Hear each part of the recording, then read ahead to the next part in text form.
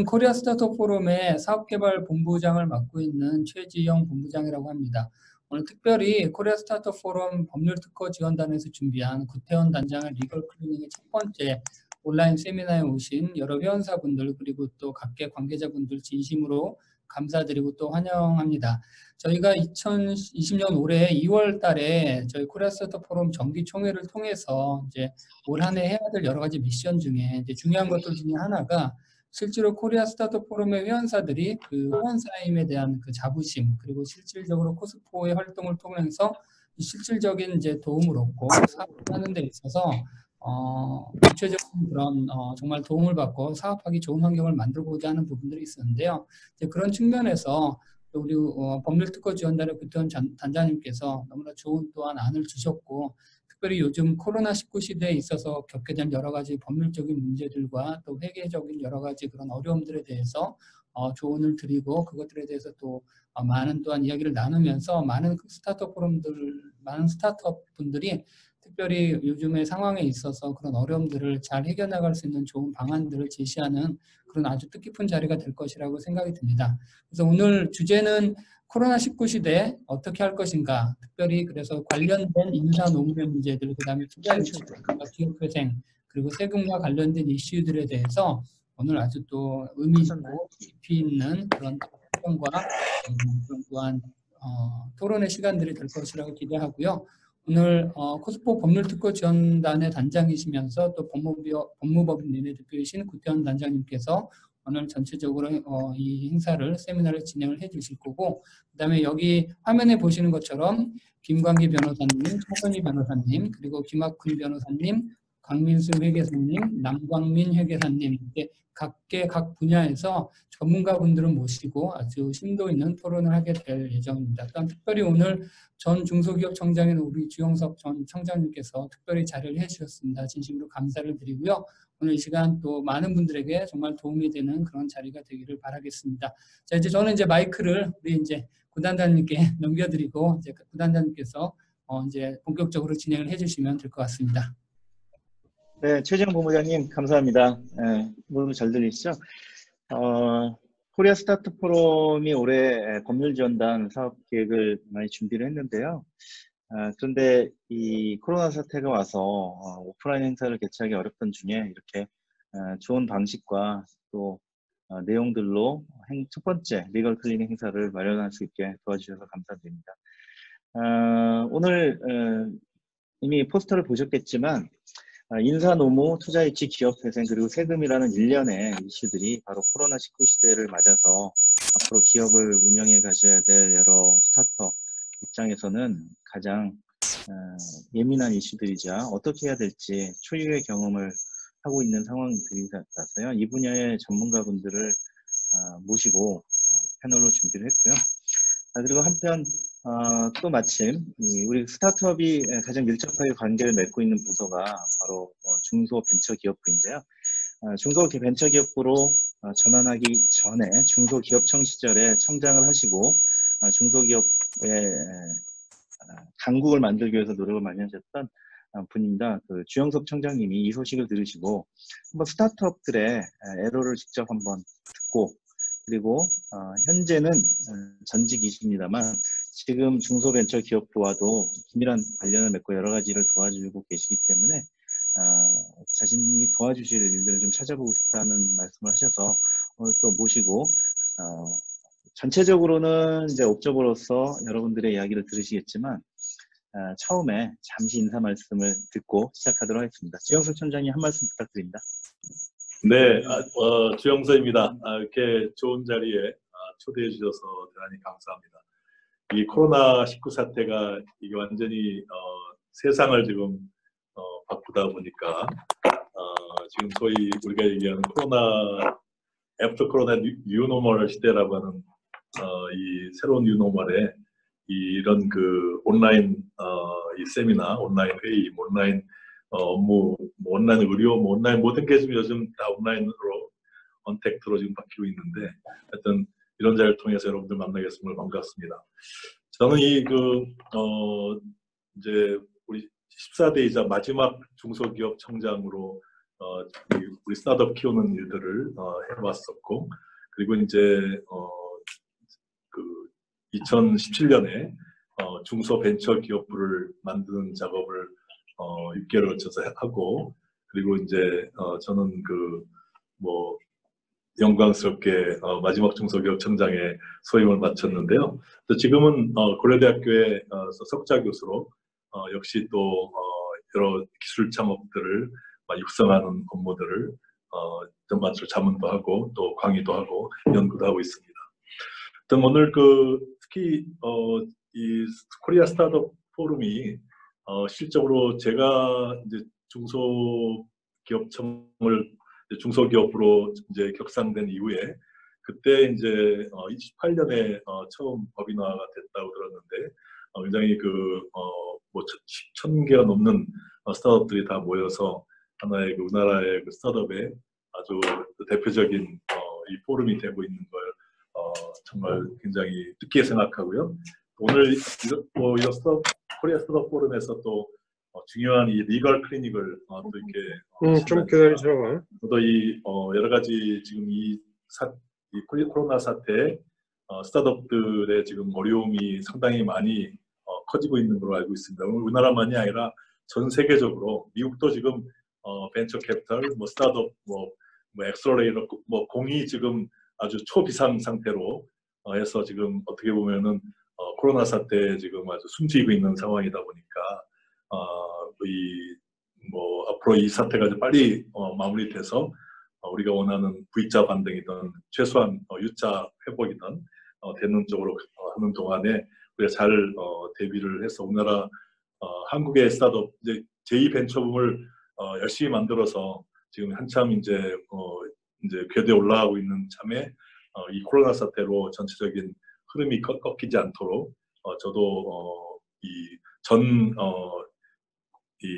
스타트업을 정책을 총괄하던 수장으로서 또 현재 또 우리 민간에서 우리 스타트업들을 지원하고 있는 입장에서 여러분들의 얘기를 많이 듣고 또 앞으로 제가 해줄 수 있는 또 많은 일들을 또 찾아보도록 노력할 거고요. 하여튼 이 코리아 스타트업 포럼 여러분들 아주 잘 되시길 바라고 또 열심히 성원하도록 하겠습니다. 오늘 초대해 주셔서 감사합니다. 잘 경청하겠습니다. 네, 청장님 감사합니다. 오늘 참석하신 분들의 질의응답 또 하는 과정에서 중기부의 정책에 바로 반영할 수 있는 부분이 있는지 계속 살펴봐 주실 것 같고요. 직전 청장님으로서 지금은 이제 부가 돼서 장관급이 되었지만 중기부의 적절한 지원이나 이런 것에 아이디어를 많이 내주실 수 있을 것 같습니다. 다음은 패널 분들이 모두 총 5분을 모셨는데요. 이미 포스터를 보셨겠지만 이 패널 분들이 오늘 주제 크게 3가지이고 작게는 인사노무, 투자유치, 기업회생, 세금이라는 분야에 걸쳐서 각 분야의 전문가들이십니다. 최소 20년 경력을 가지시고 현재도 활발하게 각 분야에서 전문적인 업무를 해주시는 분들인데요. 이분들을 소개하면서 그리고 각각 최근 우리 스타트업 또는 중소기업들을 도우면서 겪었던 일들에서 잠깐씩 3분 스피치를 제가 준비를 부탁드렸습니다. 김광기 변호사님, 차선희 변호사님, 김학훈 변호사님, 강민수 회계사님, 남강민 회계사님이 포스터에 있는 가나다 업무별 또 가나다 순인데요. 우선 변호사님 그룹 그리고 회계사님 그룹으로 나눠서 차례대로 각각 여러분들께 좀 도움이 될 이야기를 길게 들으면 좋겠습니다만 전체적인 시간상 약 한 3분에서 혹은 조금 더 말씀하고 싶으면 5분 이내로 좀 말씀을 부탁드리겠습니다. 김광기 변호사님 도산법 학회장이시기도 했고요. 도산법 연구회 2대 회장이시고 현재도 전 판사 또 김현장 경력을 활용해서 그 기업들의 회생에 많은 도움을 주고 계시는 만큼 이런 경기 침체기에 가장 일선의 기업의 어려움을 잘 알고 계신 분이십니다. 김 변호사님 혹시 마이크 연결되시나요? 네, 김광기 변호사님 마이크 좀 연결해 주시고요. 말씀을 좀 잘 들리시죠? 감사하겠습니다. 네, 잘 들리시죠? 네, 잘 들립니다. 네, 안녕하세요. 김광기라고 합니다. 뭐 경력은 한 30년쯤 됐고요. 현재로서는 뭐라 그러나 대차대조표를 새로 쓴다는 의미에서 기업회생 같은 거를 많이 하고 있고, 사실 저는 모든 종류의 지급불능을 다 다룹니다. 기업하시는 분들께 뭐 제가 늘 드리는 말씀입니다만은, 슈페터가 말했듯이 모든 기업은 채무자일 수밖에 없다는 겁니다. 그리고 항상 혁신을 해야 되고, 또 기업과 관련해 갖고 가장 불편한 진실은 거의 대부분의 기업이 몇 년이 지나고 나면 위기를 겪고 실패한다는 겁니다. 약속을 깰 수밖에 없는 상황, 약속을 지킬 수 없는 상황은 발생하기 마련이고, 이와 같은 상황을 어떻게 헤쳐나갈 거냐, 이와 같은 상황에 있어서 기업인들이 전략적 선택을 어떻게 할 거냐, 이런 것들을 조언하는 것을 임무로 하고 있습니다. 뭐 굳이 뭐 회생, 기업회생이라고 말하는 제도가 중심이 되겠습니다만은, 그것을 한 레버리지로 해서 상대방과 협상을 한다던가, 아니면 이럴 가능성도 하나 열어두고 다른 방식으로 기동하는 뭐 여러 가지 방식이 있겠죠. 그건 뭐 다른 쪽 전문가들하고 협업해서 기업인들이 현명한 선택을 할 수 있도록 조언하고자 합니다. 저는 아마 3분까지는 뭐 얘기할 게 못 되는 것 같고, 뭐 비유적으로 말하자면은 새로운 투자 유치를 하기 위해서도 기존의 약속을 다 지킬 수는 없는 것이 현실입니다. 그래서 새로운 약속을 위해서 기존의 약속을 어떻게 할 거냐, 이와 같은 문제를 다루기도 하죠. 그 현대의 회생 절차는 대부분 또 M&A하고 같이 가는 경향이 있습니다. 하여튼 뭐 제가 다른 전문가님들의 보조적인 역할을 제가 주로 하니까 마이크를 넘기도록 하겠습니다. 감사합니다.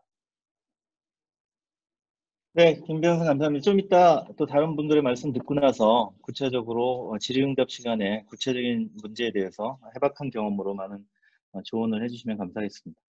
다음은 HR, 인사노무 분야에 오래 경력을 갖고 계신데요. 전에 판사이시기도 했고, 또 김현장 법률사무소에서 오래 경력을 쌓으셨던 차선희 변호사님이 현재 린의 HR팀 이끌고 계신데요. 차선희 변호사님께 마이크 넘기겠습니다. 네. 예, 안녕하세요. 저는 차선희 변호사입니다. 지금 뭐 오늘 주제도 이제 코로나 바이러스 이야기이지만, 이게 이제 코로나 바이러스가 문제되면서 많은 회사들이 좀 생소한, 익숙하지 않은 이제 그 업무 방식, 뭐 재택근무나 유연근무제 이런 걸 실시하면서 이 부분을 어떻게 운영해야 되는지 뭐 이런 부분들에 대해서 좀 혼란이 있었을 것으로 보이고, 또 아무래도 이제 전염 위험 또는 업무량 감소 이런 걸로 휴직을 하는 경우에 임금을 어떻게 해야 되는가, 이런 부분에 대해서 회사는 회사대로 또 근로자는 근로자대로 이렇게 많은, 뭐 회사 입장에서는 일도 안 하는데 이게 임금을 줘야 되느냐, 뭐 이런 부분, 또 근로자는 그 생계 문제 뭐 이런 부분 때문에 이 사회 전체적으로 많은 이런 좀 혼란이나 뭐 고민들, 걱정들이 있었고, 이에 대해서 이제 뭐 정부에서 나름 이제 가이드라인, 뭐 어떻게 해야 된다 이런 부분들, 뭐 무급휴직은 안 된다 뭐 이런 식으로 가이드라인이 나왔고, 또 여러 가지 뭐 휴업수당, 그러니까 그 휴업을 할 경우 회사에 휴업수당을 지원해 준다든가 이런 대책들도 많이 나오고는 있습니다만, 이게 지금 이 사태가 길어지면서 이런 지원 대책 가지고는 회사 입장에서도 이렇게 버티는데 좀 한계도 있고, 이러다 보니까 최근에는 이제 뭐 인원 삭감, 구조 조정 이런 이야기들이 이제 이야기들이 나오고 있습니다. 근데 이제 회사를 경영하신 분들은 다들 아시겠지만, 우리 근로기준법이 이 근로조건을 불이익하게 변경하거나 뭐 해고하거나 이런 부분들에 대해서 상당히 엄격하게 규정하고 있어서 지금 당장 어려움은 있지만, 그렇다고 해서 바로 회사에서 뭐 어떤 조치를 하려고 하면은 여러 가지로 또 부딪히는 제한들이 많아서 고민이 뭐 많을 것 같습니다. 또 특히 또 최근에는 뭐 근로자들도 물론 이제 지금 이 코로나 바이러스에 대한 대책 뭐 이런 부분들에 대해서 관심이 많고 또 뭐 노동단체나 이런 데서는 이제 근로자들에게 이 회사가 해고 못한다, 뭐 무급휴직도 동의해주지 마라 이런 식으로 또 계속 홍보도 하고 있고 이렇다 보니까 이제 뭐 회사에서 이제 당장 지금 회사 사정이 너무 급하다고 해서 그 제대로 된 절차 없이 임금을 만약에 뭐 삭감한다거나 뭐 해고를 한다든가 이러면 아마도 근로자들이 뭐 요즘에는 이제 바로 노동청으로 가서 뭐 임금 체불 진정하고 소송 제기하고 이래서 결국은 오히려 회사는 더 부담이 되는 그런 뭐 어떻게 보면 좀 쉽지 않은 그런 이제 상황입니다. 그래서 이제 이런 뭐 점을 고려하면 아무리 지금 사정이 급하더라도 일단 뭐 적법 절차 이런 거를 지킬 수밖에 없고 그거에 대한 충분한 검토를 해야 되고 그런데 이제 사실 회사에서 희망하는 수준으로 어떤 조치를 하기는 사실상 좀 쉽지 않은 측면이 있어서 한편으로는 이제 그렇다면은 이제 그렇게까지는 못하더라도 지금 뭐 이 사태가 지금 다들 뭐 공공의 뭐 재난이라고 표현할 정도로 심각하다라는 거는 근로자들도 알고 있고 잘못하면 정말 회사의 뭐 크게 지금 회사의 이 운영 자체에 문제가 있을 수도 있다라는 부분은 아마 근로자들도 어느 정도는 공감을 할 거라고 생각합니다. 그래서 그렇다면은 뭐 적어도 이제 이런 상황에서 최소한 기존의 어떤 뭐 불합리한 제도, 규정 같은 거 이런 부분들에 대해서는 그래도 어느 정도 근로자들과의 어떤 협조 하에서 좀 개선이 가능할 수도 있을 것 같아서 이런 뭐 정환됨 이런 차선책 이런 부분들에 대해서도 좀 검토가 필요할 것 같습니다. 그래서 오늘 이 자리가 이제 이런 문제들에 대해서 좀 도움이 될 수 있었으면 좋겠습니다. 예, 저는 이상입니다. 네, 차 변호사님 감사드립니다. 다음은요, 주로 법무원 광장이죠. 우리나라 초대형 로펌입니다. 여기서 기업의 투자와 인수합병 업무를 주로 하시다가 현재는 린의 M&A 팀을 이끌고 있는 김학훈 변호사님을 모셔서 잠깐 말씀을 들어보겠습니다. 네, 안녕하세요. 김학훈 변호사입니다. 바쁜 시간 내주셔서 오늘 포럼에 참석해 주신 여러분들 감사드립니다. 최근에 코로나 사태로 인해서 한 번도 보지 못했던 여러 가지 변화가 있고 그 가운데 저희 기업 환경 관련돼서는 금융위기가 아닌 실물 경제의 침체 또 또한 이 침체가 언제까지 갈지 예측 불가능한 이런 상황에서 많은 저희 스타트업이나 벤처 관련해서 투자 활동도 많이 위축이 되고 있습니다. 하지만 최근에 이런 코로나 사태로 인해서 여러 가지 생활 패턴의 변경, 기업 환경의 변화 등이 꼭 위기만이 아닌 또 다른 새로운 또 수요 등을 창출하고 있어서 기존 산업과 다른 또 다른 사업 분야에 있어서의 성장 가능성이 증대되고 있는 것도 또한 사실입니다. 물론 현재 상황이 그리 전망이 밝지만은 않고 이 코로나 사태로 인한 상황이 언제까지 갈지에 대해서 아직 예측이 어려워서 많이 어두운 전망들이 많이 나오고 있는데요. 그럼에도 불구하고 새로운 가능성이 또한 꼽히고 있다는 부분은 부인할 수 없는 현실 같습니다. 최근에 우스갯소리로다가 최근 2, 3년간 시중 자금이 부동산으로 쏠리고 그 다음에 개미분들 투자자들도 있지만은 투자업계에 있어서는 새로운 스타트업에 대한 투자 수요가 몰리고 있고 VC와 PF 등 투자 주체들에 대한 창업 또한 활발해졌습니다. 뭐 우스갯소리다가 금융업계의 치킨 사업이라는 소리가 있을 정도로다가 최근 PF, VC들 신규로 창업되는 PF나 VC들도 많은데요. 그만큼 저희 스타트업에 대한 관심과 또한 투자 활동이 활발하게 이루어지고 있다는 또 하나의 반증 같습니다. 이와 관련해서 물론 뭐 새로운 창업하시는 분들 여러 어려움이 있겠지만은 이런 기회 속에서 어떤 점이 좀 더 주의를 기울이셔야 될지 이런 부분에 대해서 오늘 법적인 관점뿐만 아니라 뭐 개인적인 오늘 전 중소기업 청장님도 모셔가지고 그런 부분에 대해서 많은 말씀을 들을 수 있는 기회가 될 것 같고요. 제가 이제 드리고 싶은 말씀은 저도 이제 광장에서 15년 정도 M&A 팀 업무만 담당하고 그다음에 사실 1년 정도 패밀리 오피스에서 실제 투자 업무를 갖다가 제가 담당해서 집행한 적도 있었습니다. 그러한 경우 통해서 제가 느낀 것은 여러 가지 아이템도 중요하고 하지만은 이런 어려울 때일수록 준비된 분들이 기회를 잡을 수 있고 그 기회를 통해 더 성장할 수 있는 시기를 맞이할 수 있다는 점은 제 경험상도 목격도 했고요. 또 이런 가운데서 물론 여러 가지 특히 기업하시면서 자금에 대한 수요, 적시에 필요할 때 자금이 수혈돼서 다음 스테이지로 넘어갈 수 있는 그런 기회가 분명히 특히 기업을 운영하시는 분들한테 굉장히 중요한 일이지만은 그럼에도 불구하고 그런 기회는 기본기가 탄탄히 준비되신 즉 사업 아이템, 그다음에 기술 개발 등 기본기에 충실하신 분들에게 오히려 더 많은 기회가 올 수 있다는 점을 명심하시고 오늘 기회를 통해서 저희 법무와 회계 등등 일반 창업 단계에서는 굉장히 소홀하실 수 있는 분야고 뭐 어쩔 수 없이 좀 우선순위에서 밀리기 때문에 향후 어느 정도 사업이 진행된 뒤에 보완하시려는 그런 생각들을 많이 하실 텐데 이번 제가 볼 때는 어느 정도 사전에 기본적인 거에 대한 이런 부분에 대한 준비도 필요하시고 실제 투자가 집행될 때는 투자자들 관점에서는 회사의 여러 가지 관리적인 측면에 있어서의 어떤 준비가 되어 있는지 부분도 중요한 고려 요소가 됩니다. 오늘 시간이 이런 부분에 대해서 여러분들에게 도움이 될 수 있는 시간이 되길 바랍니다. 감사합니다. 네, 김 변호사님 감사드립니다. 진행 발언을 잠깐 좀 말씀드리겠는데요. 그 줌은 뭐 잘 사용하시겠지만 채팅창이 있습니다.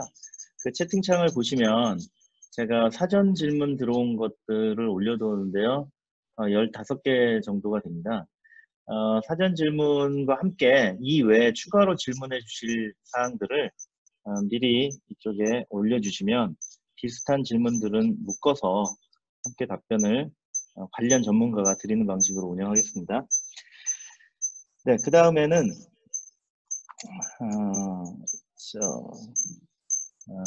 세금 문제죠. 강맹수 회계사님, PwC라는 메이저 빅4라고 하는 회계법인에서 조세 관련한 문제를 오래 담당했던 전문가님이신데 강맹수 회계사님의 말씀을 들어보겠습니다.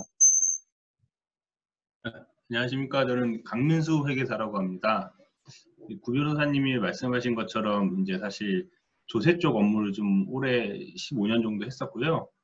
이제 뭐 사실 이 코로나 사태와 관련해서 이제 스타트업이나 중소기업 이제 운영하시는 분들한테 혜택이 많다 이렇게 말씀을 드리고 싶은데 이게 뭐 잘 아시다시피 세금이라는 게 이익이 나는 곳에 일부를 가져가는 거기 때문에 오히려 지금처럼 경기가 어려워졌을 때는 세제 혜택이 크지가 않습니다. 지금 뭐 정부에서 실제로 내놓고 있는 안들도 보면 뭐 상가 임대료에 대해서 일부를 돌려주는 등 뭐 특별히 저희한테 바로 와닿는 그런 부분에 대해서 혜택은 지금 없는 상태고요. 그래서 저는 그냥 저희 코로나에 대해서 뭐 세금 쪽으로 크게 도움이 드릴 만한 말씀이 없으니까 이제 그냥 제가 지금까지 이제 스타트업이나 이런 쪽을 하면서 느꼈던 부분을 간단하게 한번 말씀을 드리고자 합니다. 이게 이제 보통 이제 사람 같은 경우에는 다 라이프 사이클이 있고 그 라이프 사이클에 따라서 태어나서 이제 죽기까지 과정이 있는데 기업도 사실 아시다시피 다 마찬가지로 그런 사이클이 있습니다. 그런데 이게 보통은 다른 투자나 이런 쪽에 대해서는 그거에 대해서 각 사이클별로 이것저것 검토를 하는 경우가 많이 있는데 세무 쪽도 사실 그런 사이클에 따라서 중요한 이제 세목이 좀 달라지게 됩니다. 이거는 이제 순전히 저의 개인적인 이제 경험에 의한 판단이라고 생각하시면 될 것 같고요. 제가 생각했을 때 이제 처음에 이제 저희 스타트업처럼 초창기에 이제 창업했을 때 이슈가 많이 되는 부분은 사실 부가가치세입니다. 부가가치세. 부가가치세는 이제 이익이 없어도 세금이 나올 수 있고 형식이 굉장히 중요한 세금이기 때문에 형식이 문제가 있으면 크게 과세가 되고 그리고 이제 또 스타트업 중에서 저희처럼 이제 좀 굉장히 기존에 없었던 거래를 많이 하는 그런 스타트업 기업의 경우에는 기존에 관행 같은 게 없기 때문에 사실 부가가치세법상으로는 굉장히 위험이 클 수가 있습니다. 그래서 이제 뭐 일반적으로 제조업이 아닌 경우에 뭔가 특별한 거래가 있을 때는 반드시 이제 제가 말씀드리고 싶은 거는 검토를 한번 해보시는 게 좋고요. 실제로 그런 검토 없이 이제 뭔가 부가가치세라든지 이런 세무 쪽으로 세팅을 해서 향후에 이제 보통 성수기라 그러죠. 성수기 때 이제 세무조사 같은 그런 큰 위험에 닥쳐서 이제 과거 잘못한 것 때문에 큰 위험에 이제 봉착하는 경우도 굉장히 많기 때문에 그런 부분을 좀 신경 써주시면 좋을 것 같고요. 또 그리고 이제 이제 성장기 때는 성장기랑 성숙기 때는 보통 이제 법인세 이익이 당연히 많이 나니까 그거에 대해서 세금이 많이 나오게 되니까 그 부분에 대해서 어떻게 하면 세금을 줄일 수 있는지 이제 세액 공제라든지 세액 감면 이런 부분에 대해서 이제 많은 관심을 가지고 이제 업무에 임하시면 될 것 같고요.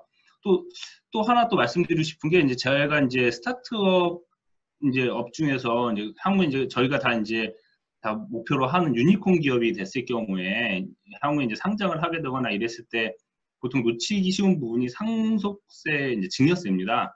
이제 뭐 상속세 같은 경우에는 당연히 재산을 넘겨줬을 때 이제 그런 부분에 대해서 세금이 나오는 건 당연히 알고 계실 거라고 생각이 되는데 그거 말고도 이제 예를 들어서 대표적으로 상장했을 때 생각지도 못하는 증여세가 발생을 하게 됩니다. 그래서 혹시라든지 이제 뭐 대주주분들이 지분이 이동이 있을 때는 반드시 그게 향후에 우리 법인에 어떤 영향이 있는지 이런 부분에 대해서 검토를 하고 업무를 처리하셨으면 좋겠다는 생각이 듭니다.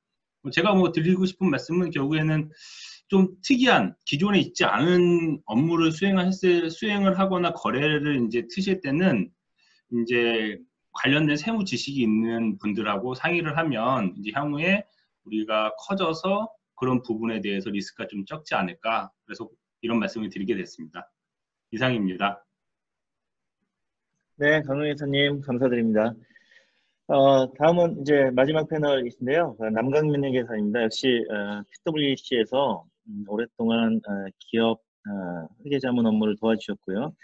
최근에는 기업의 상장 그리고 상장 폐지에 관련한 어려움을 도와주시기도 하고 또 기업 도산과 회생 업무를 많이 도와주십니다. 남회계사님 잠시 말씀 부탁드리겠습니다.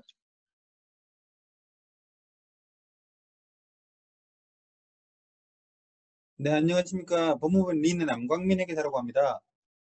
들리시는지요? 잘 들립니다. 아, 예, 알겠습니다. 죄송합니다. 네, 저는 지금 법무부 린에서 좀 어려운 기업들을 지원하는 그 재무자문 업무를 맡고 있습니다. 지금 현재 뭐 코로나 사태와 관련해서 매출이 너무 그 좀 위축이 돼서 많은 기업들이 어려울 것으로 아는데요. 제가 드리고 싶은 말씀은 우선 뭐 다른 기업들마다 지금 현황이 조금 다르겠지만 지금 현재 이 그 어려운 상태를 계속 어렵다고 해서 그 고통만 받고 있을 게 아니라 어쨌든 기회로 삼아야 된다고 생각을 합니다. 그 어려웠을 때 저희가 보통 쓰는 단어가 워크아웃이라는 단어를 많이 쓰는데요.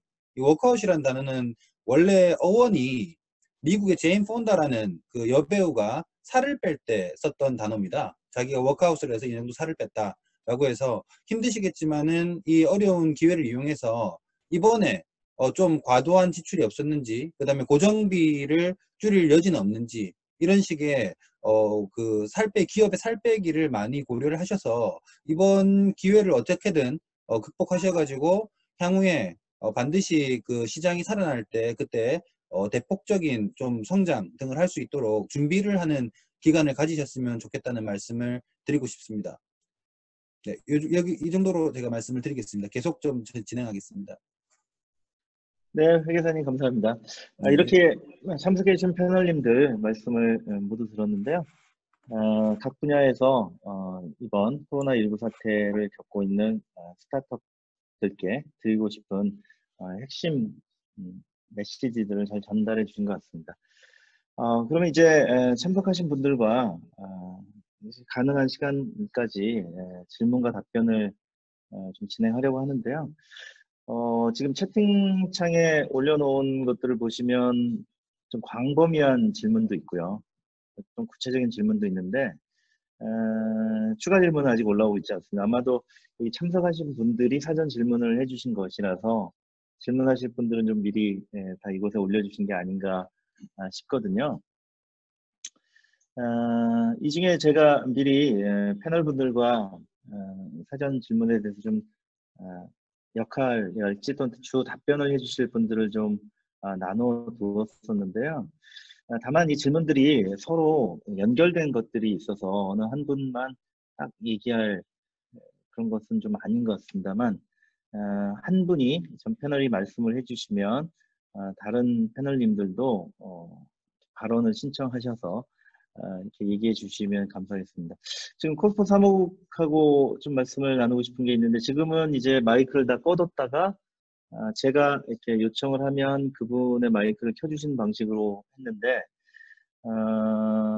예를 들면 발언을 하고 싶은 분을 좀 이렇게 알 방법이 어떤 게 있을까 하고 아까부터 생각을 좀 해봤거든요. 근데 손을 이렇게 드나요?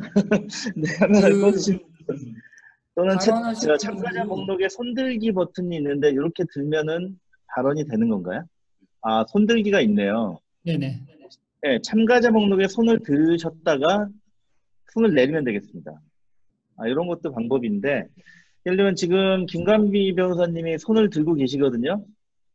김 변호사님이 말씀을 하시고 싶으신 건가? 아니면은 싶긴 한데, 그러면 패널 중에서도 이렇게 손을 들면 우리 사무국에서 그분의 마이크를 해제해 주시면, 음성을 해제해 주시면 감사하겠습니다. 자, 그러면 지금 그 첫 번째 질문부터 한번 같이 쭉 보도록 할까요? 이 사이에 이 채팅창에다가 언제든지 질문이 생각나실 때 질문해 주시면은 반영해서 진행에 반영하도록 하겠습니다. 우선 좀 뭐랄까 워밍업 차원에서 좋은 질문인 것 같은데요. 코로나 이후 오프라인 시장의 변화가 우리 스타트업들에게 굉장히 관심이 있으시죠.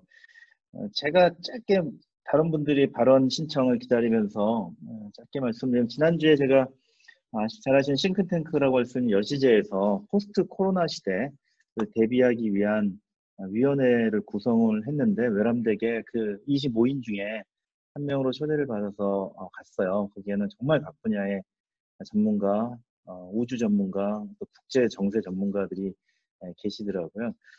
거기서 많은 분들이 얘기하셨는데, 위기이지만 우리에겐 기회다. 전 세계 어느 나라가 우리만큼 더 잘 준비할 수 있겠느냐.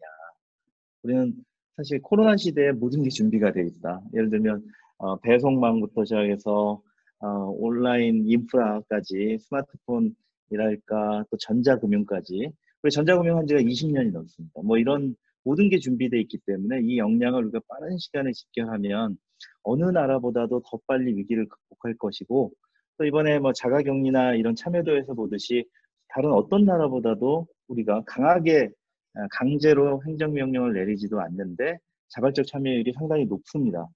해외 언론들도 지적하고 있는 내용인데요. 이렇게 국민성도 높기 때문에 이것은 위기이지만, 위기인 건 틀림없다 하지만 우리는 잘 극복할 수 있는 기회일 것이다 라는 말씀을 석학분들이 많이 하시더라고요.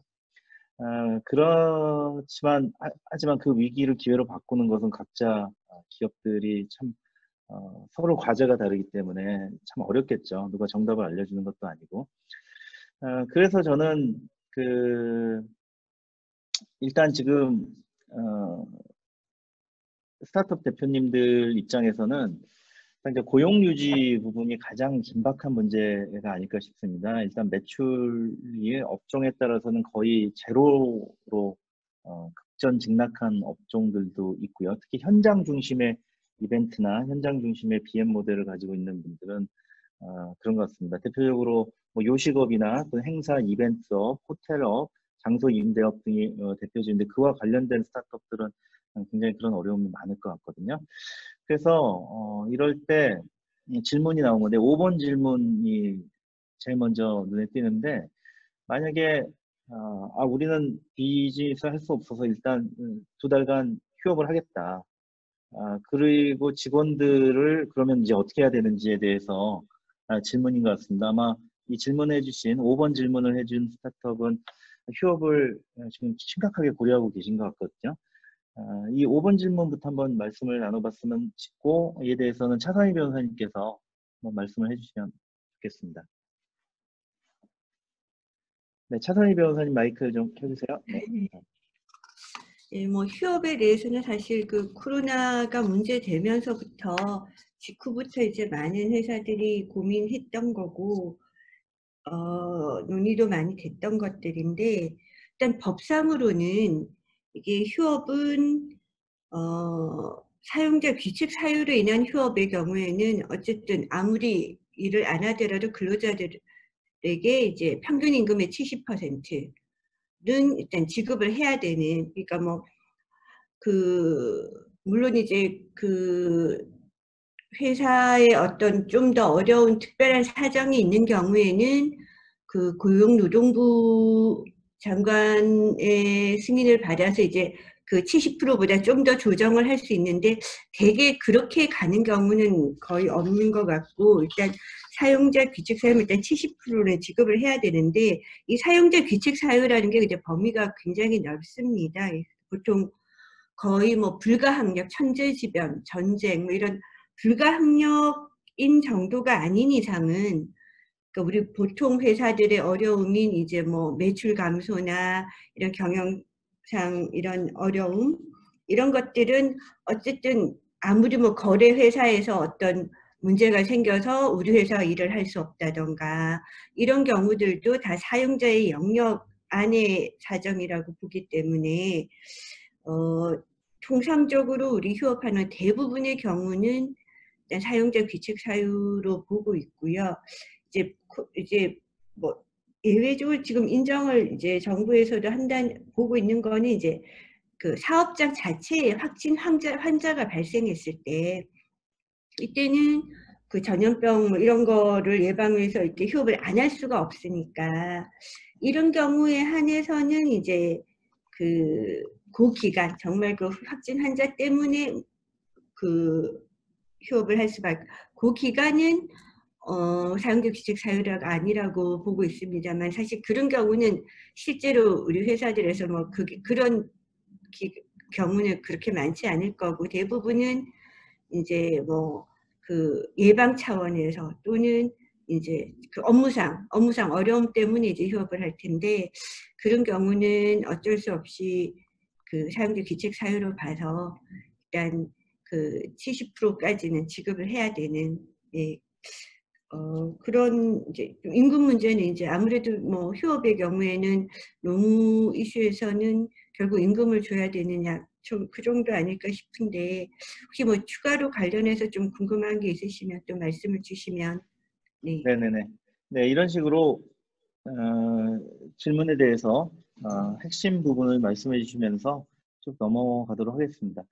그러면 좀 이어지는 것이 6번 질문인데요. 경영 의사결정으로 해서 만약에 특정 부분을 휴업을 넘어서 이제 구조조정을 해야 한다면, 그 구조조정을 가지고 이제 인력이 해야 할 수 있는 조치가 무엇이 있을까요? 그 다음 질문인데요. 이것도 역시 관심 많으실 건데, 네. 이것도 좀 차선희 변호사님이 이어서 말씀해 주실 수 있을까요? 예.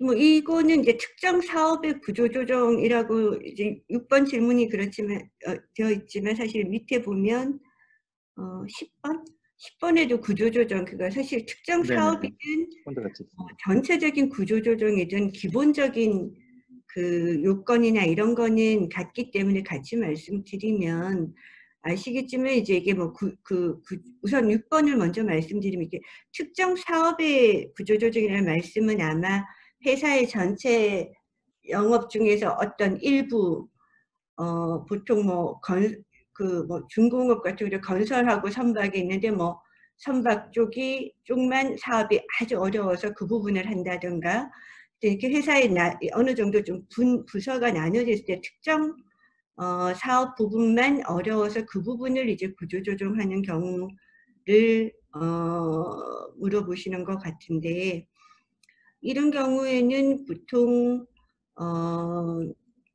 결국 이게 어느 정도 분리가 되어 있느냐가 좀 영향이 있고요.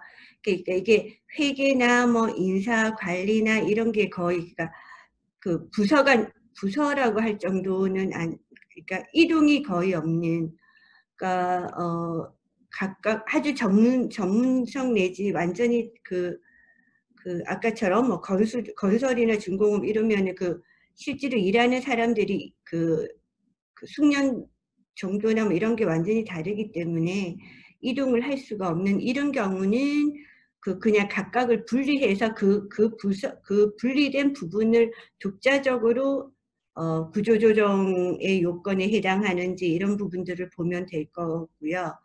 근데 그 정도까지는 아닌데 어느 특정 사업 부분이 어려워서 회사가 전체적으로 어려워진다.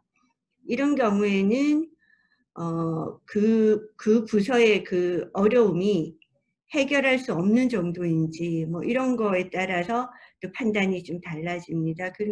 그리고 어쨌든 그 구조조정이 가능한지 여부는 이제 그렇게 판단을 하는데, 일단 가능하다고 했을 때도 아까 말씀드린 대로 이게 완전히 분리되어 있다면 이제 그 부서의 직원들 중에서 그 부서를 완전히 다 폐지한다면은 그 부서 전체적으로 이제 다 정리해고 대상이 될 수 있을 거고, 그렇지 않다면은 이제 그 부서 내에서 우리 통상적인 구조조정 요건에 따라서 이제 대상자를 선정하는 절차를 거쳐야 될 것인데, 그 정도는 아니고 이제 어느 부서의 어려움으로 회사 전체가 위험하니까 이제 정리해고를 할 수밖에 없기는 한데, 그렇다고 해서 그 시점에 어떤 직원들이 그 부서에 있었을 뿐이지 뭐 그 부서 직원이 다른 때 같았으면 또 다른 부서에 갈 수도 있었다.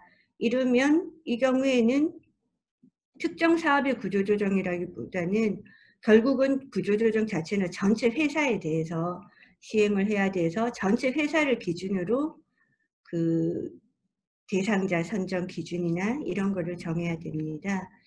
그래서 이 질문을 하신 분이 혹시 이게 질문 취지가 혹시 정확히 어떤 부분인지 직접 한번 좀 말씀을 해주시면 조금 더 제가 말씀드리기가 좋을 것 같은데요. 네, 질문이 좀 구체적이지 않으면 굉장히 전반적인 분야를 다뤄야 되기 때문에 특히 이렇게 온라인으로 답을 주실 때는 답변하시기가 상당히 곤란한 면이 있는 것도 사실입니다. 그래서 이 정도로 일반적 답변을 드리면 궁금하신 분들을 또는 채팅창에다가 구체적인 질문을 적어주시거나 아니면 아까 말씀드린 대로 참가자 목록에서 손들기를 누르셔가지고 직접 말씀으로 하고 싶다 하는 분은 손들기를 눌러서 답변을 이어주시면 좋을 것 같습니다. 지금 여기 예를 들면 연희라는 분이 손을 드셨는데 발언을 신청하신 건가요? 누가 손을 드셨는데? 그럼 한번 구태현 네. 원장님, 저 서연희 변호사입니다. 네네, 서현희 변호사님이시군요. 조금 전에 들어왔는데 그 차선희 변호사님께서 잘 설명해 주셨는데 그냥 네. 제가 조금 전에 들어오면서 보니까 그 이제 유급휴직에 대해서 정부에서 보조금이 나오시잖아요. 네. 네, 그거는 유급휴직. 네. 예. 그게 이제 지금 현재 보조금이 90%까지 올랐기 때문에 4월 1일부로 그 말씀 여기 참가자분들한테 알려드리고 싶어서 손 들었고요. 그거는 이제 그 고용노동부 들어가시면은 자세한 요건은 이게 나와 있습니다. 그래서 4월 2일자 거라서 이 부분 조금 업데이트 해드리려고 손 들었습니다. 네네. 그 유급휴업을 하려면 뭐 전년도 최근 3개월간 실적이나 매출 재고가 전년도 같은 시점보다 뭐 30% 줄어들어야 하는 이런 요건이 있던데 그게 좀 완화가 됐는지 모르겠어요. 네, 약간 완화가 되신 것 같습니다. 현재 이제 네, 매출 그렇군요. 생산량이 15% 이상 감소한 사업주라거나 이제 총 근로시간 15%로 줄였네요. 네, 그러네요. 그리고 총 근로시간은 20% 이상 단축한 경우라든가 혹은 근로자 대표와 휴업휴직을 협의한 경우에도 고용유지지원금을 지원하겠다라고 현재 안내가 나와 있는 것 같습니다. 이게 이제 4월 1일자라서 나온 지 며칠 안 되어서요. 업데이트 하시면 좋을 것 같습니다. 네, 좋은 말씀 감사합니다. 무급휴직 시 지원 제도에 대해서는 심사를 받아야 되는 제도로 알고 있고요. 다만 중소기업 대표님들이 그런 말씀하시더라고요. 아니, 휴업을 해야지만 돈을 주는 게 어딨냐. 휴업을 하지 않아도 돈이 없어서 휴업을 시키는 건데 할 일은 많다. 왜냐면 어려운 시기를 극복하기 위해서. 근데 휴업을 해야만 지원금을 받을 수 있기 때문에 참 애로가 있다. 현장에서는 참 어려운 문제다. 이런 말씀을 하기도 하더라고요. 네네, 감사합니다. 그리고 재택근무도 많이 하시는데 차 변호사님이 계속 말씀하셨으니까 다음 분야로 좀 넘어가는데, 결국 이제 스타트업들은 매출이 있던 없던 항상 비용이 매출을 초과하는 상태가 상당 기간 지속되고 있기 때문에 결국은 계속적인 자금 유치, 외자 유치가 필수적인데요. 예를 들면 7번 같은 경우 투자 유치 활동을 어떻게 해야 할지 막막하다고 하는데요. 사실 저도 최근에 말씀 들었습니다만 투심까지 종료되고 투자금 입금만 남겨놓은 상태에서 거액의 투자금을 입금하지 않고 투자를 다시 원점으로 돌렸다는 그런 사례도 듣고 있어서 지금 스타트업들의 투자 유치는 정말 발등에 불인 것 같습니다. 이거는 참 쉽지 않은 문제고 회사마다 차이가 있을 텐데요. 그 9번 질문, 7번 질문과 함께 9번 질문도 보면 같은 말씀을 하고 계신데, 전체적인 경기 위축과 투자 축소로 위기감이 고조되는 어려운 시기에 투자받을 기회와 정보를 부탁합니다. 이렇게 말씀해 주셨는데, 이게 뭐 일반적으로 어디 VC가 있다라고 알려드린다고 해서 이게 해결될 것은 아닐 것 같고요. 이 시기에 두각을 나타내는 새로운 기회를 사업 모델에 반영한 그런 노력과 함께 이제 투자처와의 접촉이 필요할 것 같은데, 그런 면에 있어서 저희가 이제 한 말씀 드리기로 준비했던 분은 이제 김학훈 변호사님이시거든요.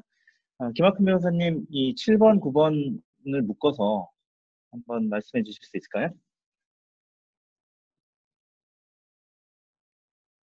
네, 14번하고 15번도 비슷한 질문이기도 합니다. 네. 김학훈 변호사님 마이크가 아직 안 켜졌는데 잠깐만 기다려 주시면 감사하겠습니다. 네, 켜졌습니다.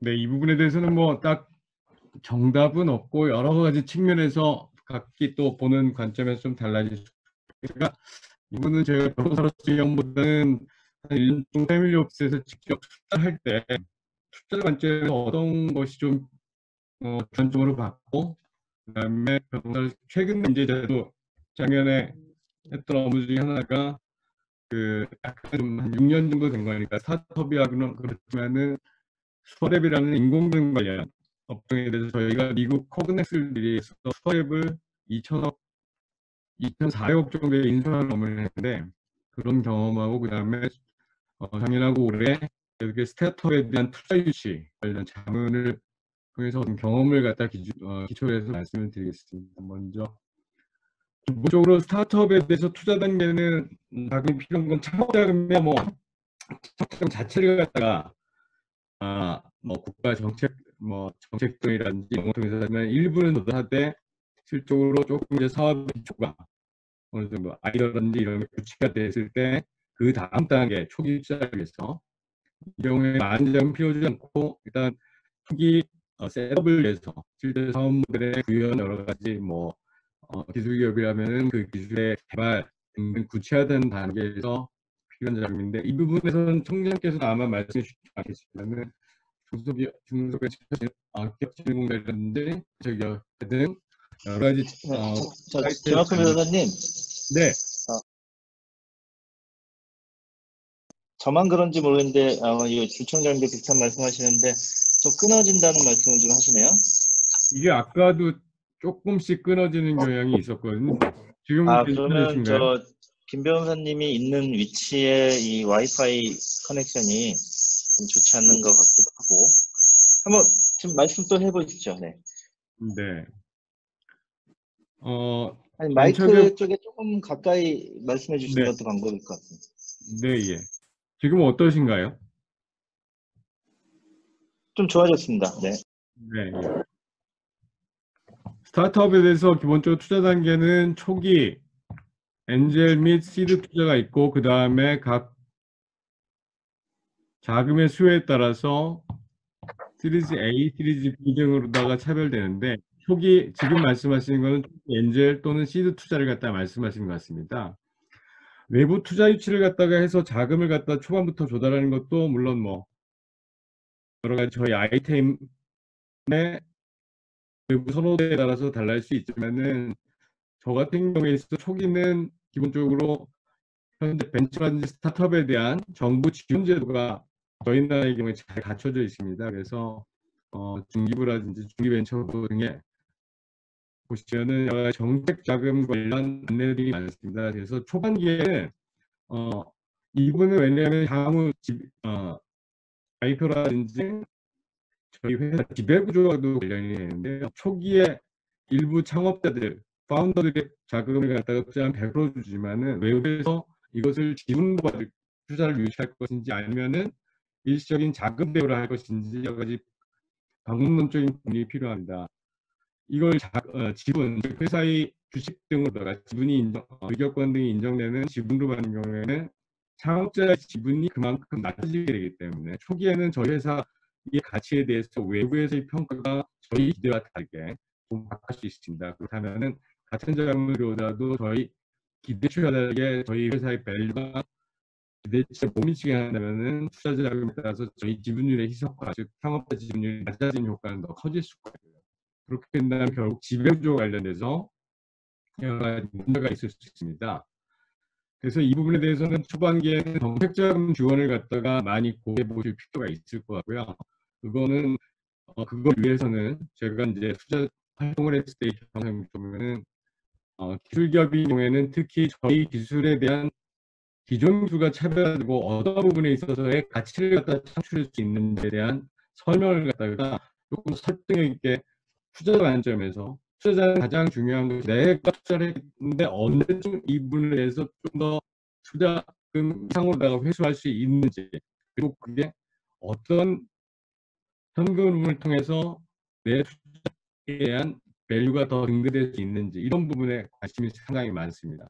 물론 사업 초기 초창기 창업일 때는 그런 부분에까지 아주 세세하게 자세하게 설명드릴 수는 없겠지만은 설문자료나 이런 부분을 만드실 때 그런 부분이 굉장히 작성이 중요하고요. 그 부분을 만들 때 우리 기술에 대한 특장점에 대해서 좀 더 투자 관점에서 어떤 부분이 궁금할까 하는 관점에서 자료를 갖다 작성하시고 그걸 통해서 우리 기술의 가치나 우리 회사의 가치에 대해서 좀 더 쇼잉업할 수 있는 그 부분이 가장 중요할 것 같습니다. 그 다음에 또 하나가 그 다음에 개별적인 투자 관점에서 그 투자 대안서라든지 회사에서 만든 자료를 갖고 판단하는 것은 아니지만은 실적으로 파운더에 대해서 어떤 분이신지 이 부분도 사실 대면 쪽에 있어 굉장히 중요한 요소입니다. 이 부분은 이제 말씀드리니까 생각하겠습니다. 그래서 기본적으로 아까도 말씀드렸지만은 본인들이 왜 투자를 받아야 되고 어떤 부분에서 내가 투자 유치하고자 하는지 우리가 팔려는 물건, 제품이나 기술 등 우리가 갖고 있는 단어는 무엇인지에 대해서 투자가 좀 더 궁금할 수 있는 부분에 대해서 많은 리서치를 해서 그 부분을 좀 더 세세하게 좀 설명하는 자료를 만들어서 투자자들이 조금 더 우리가 설명하는 자료에 동화될 수 있고 접근할 수 있는 그런 자료를 만드는 것이 굉장히 중요하고요. 그다음에 두 번째로다가는 방법론적인 거에서는 처음부터 VC 또는 PF 등 기관 투자자를 갖다 유치하시는 것을 목표로 하는 것보다는 이 부분은 청장님께서 조금 더 보충을 해주겠지만은 정부 정책 자금 지원 등 여러 가지 기존의 초기에는 그런 부분을 갖다 활용함으로써 지분율 희석이라든지 향후 투자자금의 상환 등 이런 부분에서 조금 더 자유로울 수 있는 상환을 안 해도 된다는 게 아니라 그런 부분에 조금 더 거치 기간이 길고 상환 기간이 조금 더 긴 그런 자금을 통해서 기초 체력을 갖다가 좀 더 충분히 다진 후에 물론 이렇게 되면 또 저희가 투자를 받을 때 말씀드린 저희 회사의 가치를 더 높일 수도 있는 그런 점에서 도움이 될 수 있습니다. 그런 부분을 좀 주안을 두시고 투자 유치 계획을 갖다가 좀 로드맵을 계획하시는 것이 좀 더 바람직하지 않을까 하는 생각을 말씀드립니다. 네, 김 변호사 감사합니다.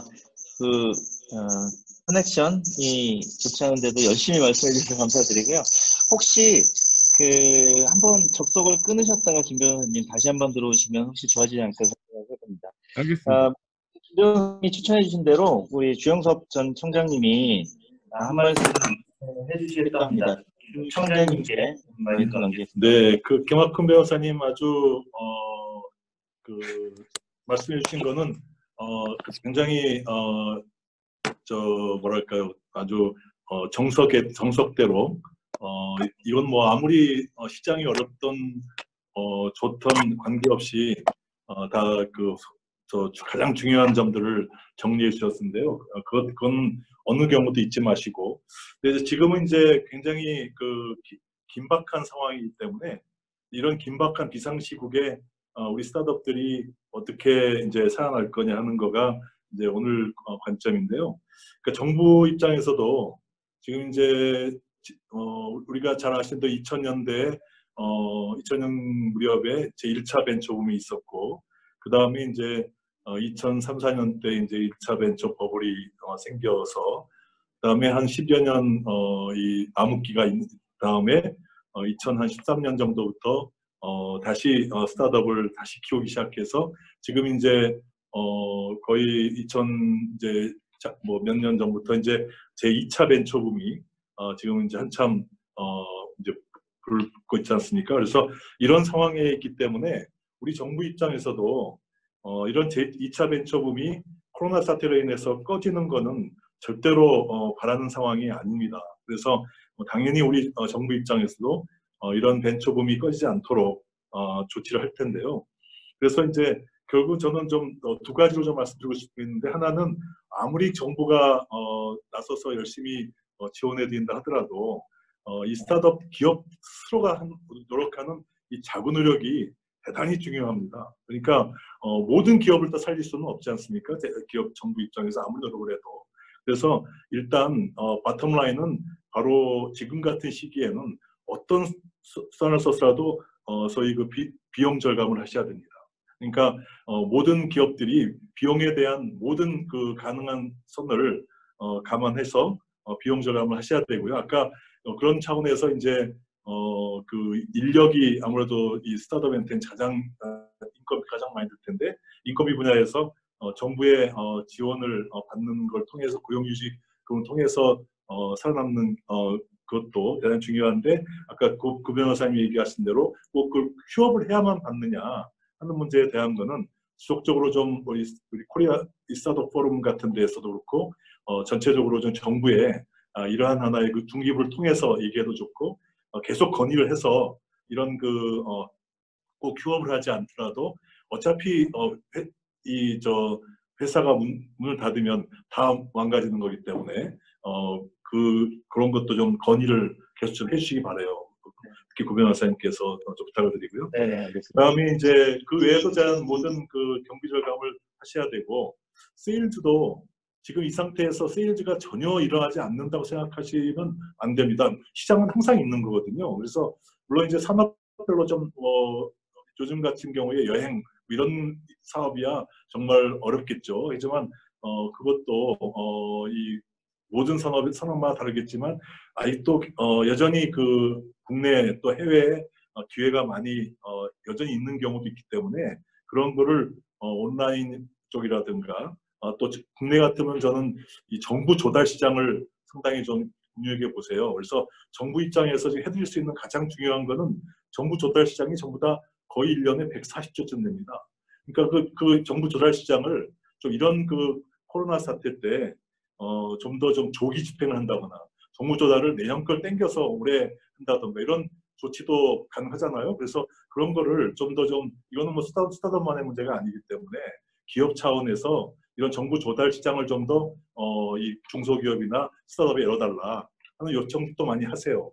그러니까 정부가 물론 알아서 노력은 하겠지만, 저도 이런 걸 건의하겠지만, 또 기업에서 요구하지 않으면 이거 기업도 요구하지 않는데 뭐 이거 왜 하냐 이런 얘기도 나올 수 있기 때문에, 그래서 그런 면에서 좀 더 세일즈도 국내 같으면 저는 정부 조달 시장을 상당히 좀 유념하시고요. 우리 스타트업 가운데는 정부 조달 시장에서 상당히 이런 혁신 제품들이나 혁신 서비스들이 이에 대해서 수익 계약을 할 수도 있고 하기 때문에 그런 저도 청장 당시에 굉장히 노력했던 게 140조 그 당시에 120조였는데 120조 시장에 최소 60%를 벤처 중소기업 벤처기업에 할애하는 걸 해서 실질적으로는 거의 70%를 넘어가는 그런 이제 성과를 내기도 했어요. 그래서 이런 거를 좀 더 좀 활용을 하시고, 해외도 마찬가지죠. 해외도 정부가 열심히 드라이브 할 거기 때문에 경제를 살리려고 해외 조달 시장도 열려 있겠죠. 그래서 꼭 민간 시장만이 아니라 조달 시장, 이 정부 조달 시장을 좀 더 좀 국내외로 노리고, 또 온라인 시장은 여전히 열려 있으니까 온라인 시장도 노리고 해서 세일즈도 이제 끝났다고 생각하지 마시고 세일즈에 대한 것도 노력을 좀 해주시고, 이런 게 이제 자구 노력입니다. 그다음에 이제 어쨌든 그래도 아무리 노력을 해도 아무래도 이제 소위 현금 흐름에 문제가 있죠. 그 현금 흐름에 대한 건 결국은 방법이 두 가지인데, 하나는 투자를 받는 게 있고 하나는 대출을 받는 게 있고 융자를 받는 게 있겠죠. 그래서 지금 정부도 양쪽을 다 지금 하고 있어요. 그러니까 지금 투자의 경우는 아무래도 이제 이 벤처 캐피탈이나 벤처 펀드들이 이제 특히 스타트업에 투자를 하게 되는데, 그게 아무래도 이제 그 운영하는 벤처 캐피탈들이 정부의 그 한국 벤처 투자에 KBig의 시드 투자를 받지만 LP들을 모집해야 되고 LP들의 또 의견이 있기 때문에 함부로 또 투자에 대해서 정부가 마음대로 하기가 좀 어렵습니다. 그러니까 정부 입장에서는 이제 이런 경우에는 좀 더 벤처 캐피탈에게 좀 더 그 정부 투자 지분을 널리는 정부 투자 지분이 거의 100%까지 올라가는 벤처 펀드를 만드는 것도 좀 요청을 하셔야 될 것 같고, 또 이 벤처 캐피탈들이 좀 더 공격적인 이 투자를 할 수 있게끔 하나의 그 정부에서 벤처 펀드에 대한 가이드라인을 좀 제시하는 그런 것들을 좀 정부에 저도 이렇게 하겠습니다만 여러분 또 요청을 하셔야 됩니다. 그래서 일단 투자업계의 LP들이 민간이기 때문에 민간이 당연히 움츠리죠. 회사의 매출은 떨어지고 뭐 하다 보니까 당연히 움츠리니까 그게 투심에 영향을 주게 되고 하기 때문에 그거를 좀 더 피할 수 있는 좀 더 KBig이 한국 벤처 투자가 거의 100% 투자해서 만든 펀드라든가 하는 것들도 한시적으로 좀 유지할 필요가 있고, 이런 것들 민간에서 요청을 해주시기 바라고요. 그 다음에 이제 정책 자금인데, 저는 개인적으로 정책 자금은 양날의 칼이 있습니다. 그러니까 지금 뭐 이 방법밖에 없다, 투자를 받을 도저히 방법이 없다. 그래서 정말 회사가 이제 정말 이제 위험에 빠진다 하게 되면 이제 어떤 정책 자금을 받아야겠죠. 그렇지만 또 정책 자금이라는 건 아시다시피 문제가 생겼을 때는 이제 신용불량자가 문제가 되기 때문에 그 정책 융자에 대한 거는 최후의 수단으로 해주시고, 가급적이면 정부에서도 융자 중심의 스타트업 생태계를 투자 중심으로 바꾸려고 애를 쓰고 있으니까 한시적으로 뭐 일단 급한 고비를 넘기고 빨리 투자로 전환해서 이제 빨리 융자를 갚아서 이제 하는 그걸 전제하에 융자에 대한 것도 하시는데요. 지금 융자는 뭐 정책 자금에 대한 거는 정부의 입장에서도 뭐 기보, 뭐 신보, 뭐 지금 기은, 산은 뭐 이 수출입은행 뭐 다 동원해서 특히 뭐 신용도가 어느 정도 있다거나 그걸 이제 뭐 기보 같은 경우는 기술이 좋다든가 또는 해외 앞에도 조달 시장, 국내 조달 시장이든 해외 조달 시장이든 온라인이든 주문을 어느 정도 좀 받았다든가 하면 이런 거를에 대해서는 절대 문제 안 되게끔 융자를 해드릴 겁니다. 그러니까 그런 거에 대한 이제 정책 자금은 지금 정부에서도 중소기업, 벤처기업 쪽에 상당히 많은 관심을 갖고 하고 있고, 또 지금 그 중징홍이라든가 기보 같은 데도 융자만이 아니라 투융자를 같이 하는 프로그램도 있고 하니까 그런 프로그램도 에서 하시고요.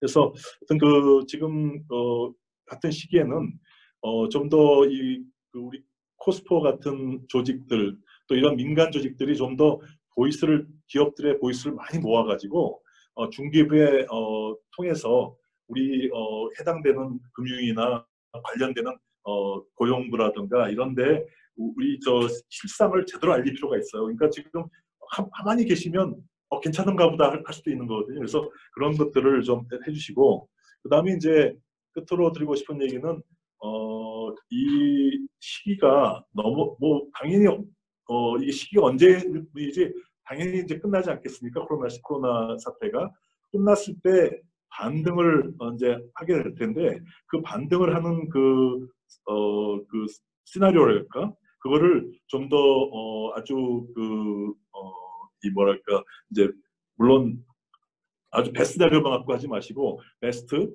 그다음에 노미널 보통 일반 베이스 그다음에 이제 월 시나리오도 해서 월 시나리오 같은 경우 되더라도 이 반등할 경우에는 이 정도의 회사 가치를 만들 수 있다 하는 이런 시나리오를 만들 필요가 있습니다. 그래서 그런 걸 통해서 좀 더 저는 좀 더 공격적으로 이 코로나 사태 이후에 이 생길 수 있는 하나의 가치에 대한 거를 인베스터한테 열심히 설명하는 것도 대단히 중요한 여러분의 일이 아닌가 생각합니다.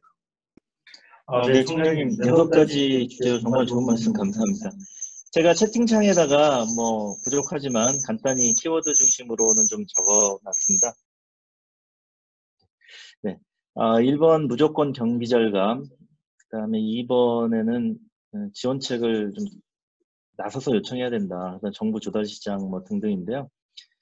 마침 그 생각에 예전에 우리 코리아 스타트업 포럼이 제주도에 가서 제주 스타트업 포럼과 함께 세미나를 했을 때에도 제주 스타트업 한 분이 질문을 하셨는데 어떻게 하면 배달의 민족처럼 성공할 수 있습니까? 라고 질문이 나왔었는데 그때 우리 전 의장님이죠. 김봉진 의장님이 말씀하시기를 무조건 돈을 아끼세요.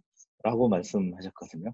지금 우리 조영석 총장님도 동일한 말씀을 하시는데 그렇다고 경비 중에 가장 큰 인건비를 무조건 아끼라는 말씀은 아닌 것 같고요.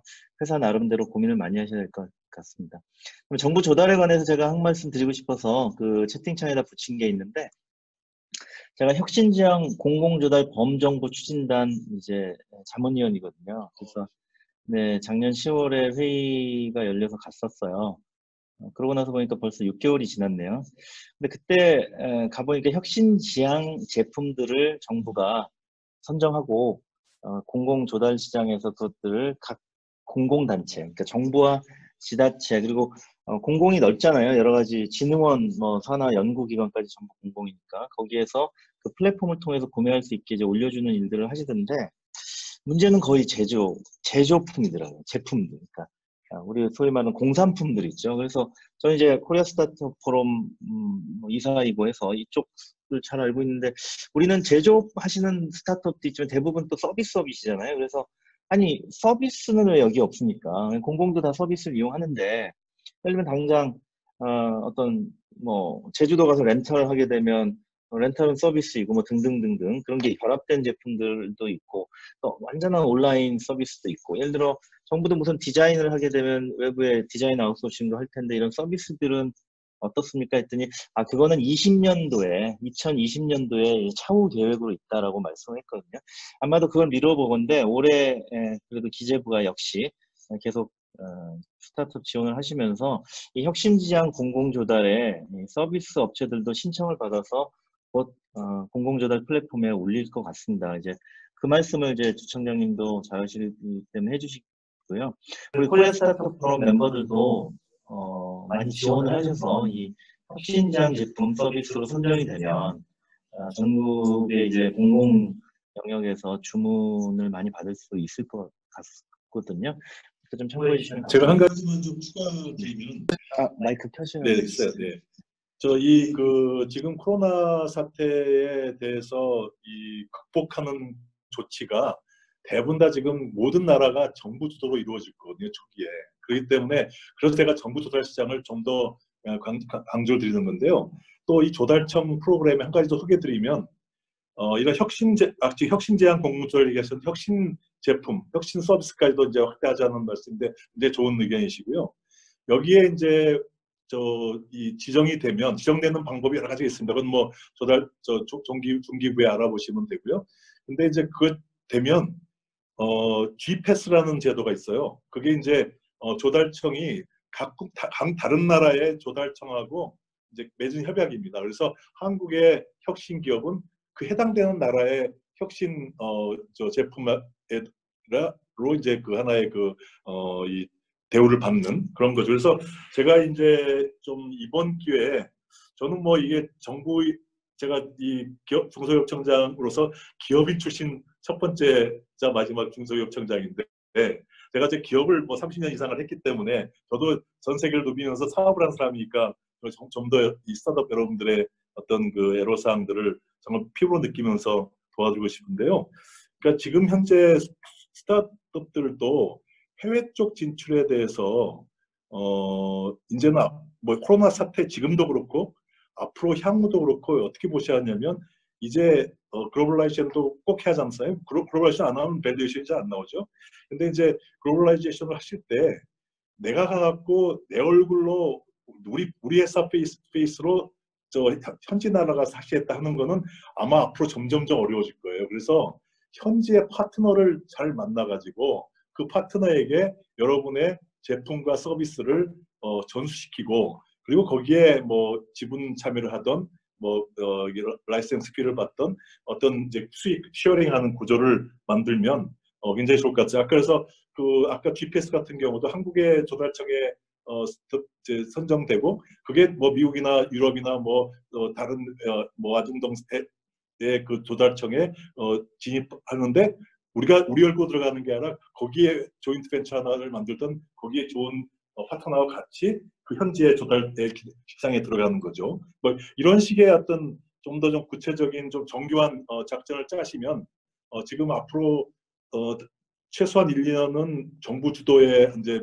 회복 전략들이 많이 나올 텐데 거기에 상당히 많이 아마 인조할 수 있을 것 같고 앞으로 그 정상 상태로 돌아간다 하더라도 결국은 이 보호구역주의가 상당히 앞으로 계속 유지될 거기 때문에 우리가 가서 단독으로 하는 것보다는 현지의 회사하고 같이 하는 거가 중요한데 그럼 우리 현지 입장에서 파트너를 어떻게 만날 거냐 하는 게 문제잖아요. 근데 그건 여전히 지금 코트라라든가 중진공의 해외 사업이라든가 쪽에서 지금 현지 파트너링을 하기 위한 걸 하고 있고 또 제가 중기청장 할 때 그 아세안 같은 거나 저희 아중동이나 뭐 쪽에는 인도 포함해서 그 현지의 정부하고 현지 파트너링 작업하는 것들을 하는 오피스를 만든 적이 있어요. 그래서 어쨌든 지금 중기부, 중진공, 뭐 코트라 이런 데를 찾아서 거기는 현지에 지금 사람들이 그들이 있으니까 그 사람들하고 영상회의 같은 걸 통해 가지고 현지의 파트너를 찾는 작업을 지금도 할 수 있습니다. 그러니까 그런 거를 통해서 어떤 뭐 호랑이에 물려가도 정신 차리면 되니까 최대한 여러분들 기운 차리시고 하시면 좋겠습니다. 제가 말씀 너무 많이 길었습니다. 감사합니다. 아닙니다. 제가 채팅창에 그 주영섭 총장님 프로필을 간단히 붙여드렸는데요. 기업가로서도 여기 오신 분들의 뭐 대선배님이시고 30년간 기업도 운영하시고 또 정부의 장관 또 중소기업 바로 우리 스타트업들을 육성하는 장관까지 하셨기 때문에 많은 노하우와 여러 가지 지식을 많이 가지신 것 같아서 오늘 정말 귀한 말씀 많이 들었습니다. 네, 저희가 사전 질문 중심으로 우선은 진행하고 있는데 아직은 채팅창에 추가 질문이 없기 때문에 우선 사전 질문을 묶어서 계속 이어서 하도록 하겠습니다. 지금 말씀 진행 순서는 아시겠지만 이제 인사 노무 분야에서 투자 유치를 통하고 그리고 지금 말씀하신 여러 가지 방안을 통해서 이제 기회를 잡을 수 있는 방안들, 정부 조달이라든지 또 해외 진출이나 이런 쪽에도 아이디어가 많이 나올 수 있다 이런 말씀을 쭉 해주셨는데요. 그럼에도 불구하고 이제 더 이상 버티기 어렵고 해서 정말 심각하게 회사의 생존을 고민해야 되는 그런 상황인데 여기저기 협력업체들하고 사업을 많이 펼쳐놨기 때문에 채권자들이 많이 발생해서 이제는 그냥 문 닫으면 될 수 있는 그런 상황이 아닌 즉 말씀드리자면 민영사 문제가 많이 발생할 수도 있는 그런 기업들을 최근에 많이 보고 있거든요. 그런 경우에 과연 정말 입에 꺼내기도 싫지만 소위 말하는 이제 기업 회생 절차로 가야 될지 아니면 그냥 대책 없이 폐업을 통보하고 그 다음에 민영사를 그대로 받아야 될지 많은 고민을 하실 것 같습니다. 이런 부분이 불가피한 기업들도 있고 특히 우리 스타트업은 체력이 약하기 때문에 이런 문제에 쉽게 봉착할 가능성이 매우 높은데요. 이 부분에 한 약간 시간 좀 말씀을 나누고 하면 이제 마무리할 시간이 거의 될 것 같거든요. 이에 대해서 혹시 좀 구체적인 절차부터 잘 모르시는 업무예요. 저도 사실 도산 업무는 잘 모릅니다. 왜냐면은 자문을 하면은 좀 잘 정상적이거나 이렇게 성장하고 있는 기업을 자문하는 경우가 많지 그 반대의 기업을 다루진 않는데요. 우리 변호사 중에서도 회계사님 중에서도 이런 분야를 전문적으로 다루는 분들이 바로 도산법 변호사님이거든요. 그래서 김광기 변호사님 혹시 계신지요? 네. 요즘 네. 어떤 경우에 기업들이 김 변호사님을 찾아와서 또 어떻게 고민을 나누고 그럴 때 어떤 쪽으로 이렇게 안내를 하시고 결국은 기업을 다시 회생시켜주는 경우들이 있을 건데 그런 부분에 대해서 조금 이 방에 계신 분들은 아직 경험을 해보지 못한 기업들이 많을 것이라서요. 뭐 김 변호사님께 적절히 한번 말씀을 좀 부탁드리겠습니다. 예, 이 스타트업이 특징이 최소한 몇 년 동안은 계속 영업이 정착되지 않는다는 점에 있습니다. 뭐 심지어는 지금 세계에서 가장 잘 나간다는 아마존닷컴도 설립되고 나서 7년, 8년을 아무 성과도 내지 못하고, 아니 성과는 계속 냈지만은 계속 적자인 상태에서 존속을 하다가 그 와중에도 미국의 자본시장이 워낙 발달되어 있으니까 기존의 출자나 채권들을 계속 조정해 가면서 계속 자본을 펌프질해 가면서 몇 년을 버텨가지고 그 좋은 세월을 본 거거든요. 근데 대부분의 스타트업이 같은 경로를 가게 돼 있습니다. 영업상으로 좋은 상황은 결코 몇 년 동안에는 발생하지 않는 거죠. 그럼 그와 같은 상황이 될 때 이 지분, 자기 자본이라 그러나요? 에퀴티 부분. 그 부분은 계속 축소되고 이 경우에 따라서 마이너스가 되고 채무만 잔뜩 누적했는데 막상 이제 곧 된다. 이제 곧 될 것 같아. 이와 같은 상황은 돼 있지만은 매출은 딱 터지지가 않습니다. 또 매출이 어느 정도 터진다 그래도 기왕에 해놓은 부채를 감당하기에는 턱도 없는 그와 같은 영업이익이 나죠.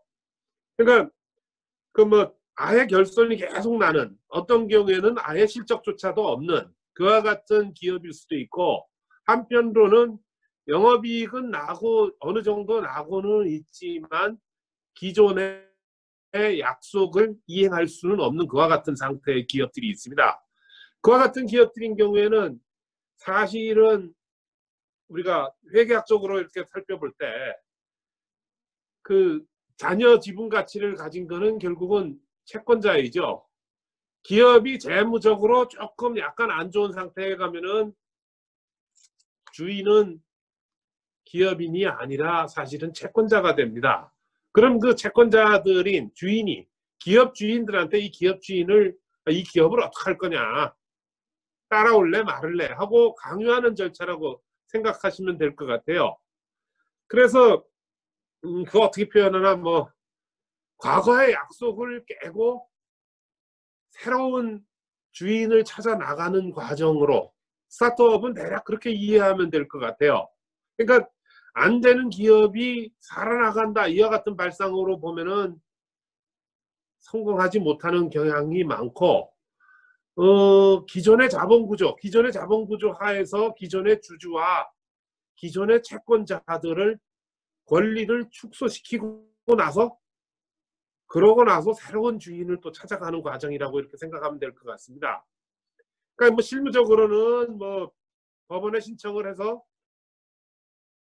M&A를 해서 M&A에서 유입되는 자금으로 기존의 채권과 주식을 어느 정도는 축소되게 해결하고, 그 다음에 회사 자체는 재무적으로 깨끗한 상황으로 태어나서 계속 갑니다.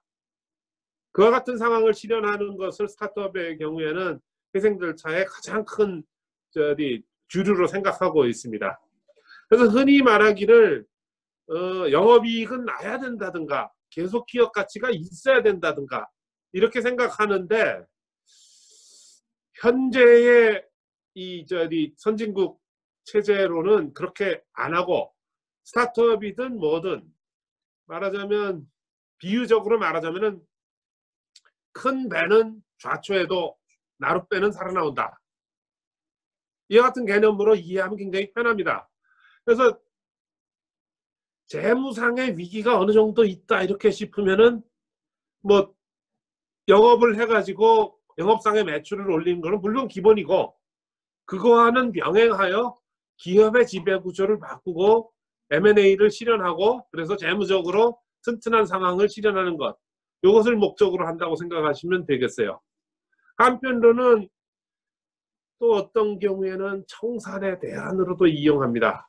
그래서 뭐 제가 그동안에 실무해 본 경험에 따르면은 청산을 하는 한이 있더라도 기업회생 절차를 이용해서 정리를 하는 것이 편합니다. 제가 글쎄 모르겠습니다. 그 뭐 가능하면은 도깨비 방망이처럼 이용될 수 있는 것이 기업회생 절차다. 이게 큰 기업 수준에서나 작은 기업 수준에서나 중견기업 수준에서나 중소기업 수준에서나 현금 지급이 제대로 안 되는 상황 같으면은 각종 다양한 절차로 가는 이 절차가 가장 편합니다. 예를 들어 뭐 미국의 유나이티드 에어, 델타 에어, 아메리칸 에어 다 이 절차를 거쳤죠. 또 일본의 일본항공 거쳤죠. 뭐 또 뭐 우리나라로 말하면 뭐 한진해운도 거쳤죠. 뭐 또 뭐 해운회사들이 뭐 대략 거치고 가고 있고, 또 이와 같이 신문에 요란하게 나고 있는 회사들은 극히 예외입니다. 오히려 그와 같은 회사들은 말하자면은 사람이 개를 물어야 뉴스에 나고 개가 사람이 무는 그와 같은 일상은 뉴스에 안 납니다. 그것과 마찬가지로 대기업의 경우에 법정관리들 갔다 하면 신문에 나죠. 그렇지만 그건 아주 극히 예외적인 경우고, 그건 은행의 주도하에서 그들이 원하는 대로 마음대로 이렇게 하는 상황입니다. 그거 말고 대부분의 한 95% 정도 되는 이 기업회생 절차는 중견기업 이하, 중소기업, 소기업 이런 사람들이 이용하고 나름대로는 채권자와의 협상을 하는, 그러면서 잠깐 떠있는 그와 같은 과정으로 이용되고 있습니다. 하고 그럼 실무적으로 절차는 어떻게 해야 되냐? 그거는 뭐 책에 나오는 대로 되기도 하지만은 대략은 최근에 법원 같은 경우에는 신청하면 일단은 받아주고 3개월, 짧으면 한 3개월 정도 시간을 주고 길면은 10년까지도 주면서 이 지분구조, 자본구조, 말하자면 대차대조표의 대변을 새로 쓸 수 있는 기회, M&A를 이룰 수 있는 기회, 새로운 투자를 유치할 수 있는 기회, 이와 같은 것을 주는 것을 목적으로 한다 이렇게 생각하시면 되겠어요. 한 가지 덧붙여 드리는 것은 기업 자체는 잘 돼야 된다는 겁니다. 안 되는 기업이 이 법 절차를 거쳐서 좋아진다, 이거는 상상할 수가 없어요. 근데 그거하고는 별개로 과거의 채권 채무로부터는 자유롭게 기업 활동 자체는 할 수 있게 이 과거의 그 권리자들로부터의 공격을 막아주는 것을 목적으로 한다. 이 정도 생각하시면 되겠습니다. 현대에는 이 법률에 나오는 대로는 되고 있지를 않습니다. 조금 답이 됐나 모르겠네요. 네네네, 맞습니다. 그러니까 지금 마지막 말씀이 굉장히 의미 깊은데요. 사업을 제대로 운영하면서 회생 절차도 이용해야지 성공하는 것이지, 회생 절차 이용한다고 기업이 살아나는 건 아니다라는 말씀이네요.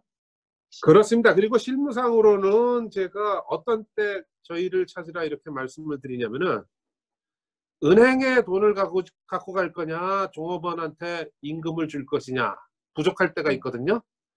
세금을 낼 것이냐, 은행에 돈 갖고 갈 것이냐, 그럴 때에는 일단은 종업원, 두 번째 세금, 세 번째가 은행이다, 이렇게 말씀드리고 있어요. 근데 많은 경우 기업인들이 신용을 잃을까 봐 무서워가지고 은행 먼저 갖다 주고 나면 조세 체납자 될 수 있고 임금 불지급죄로 형사처벌을 받을 수 있습니다. 현실적으로 아주 바보 같은 짓입니다. 그래서 다음 달 월급 주기가 조금 애매하다, 그럴 때는 일단은 도산 절차, 회생 절차를 고려하는 것이 맞다. 이렇게 말씀드리고 싶습니다. 물론 저희들이야 세금 밀리고 와도 임금 밀리고 와도 하는 데에는 지장 없어요.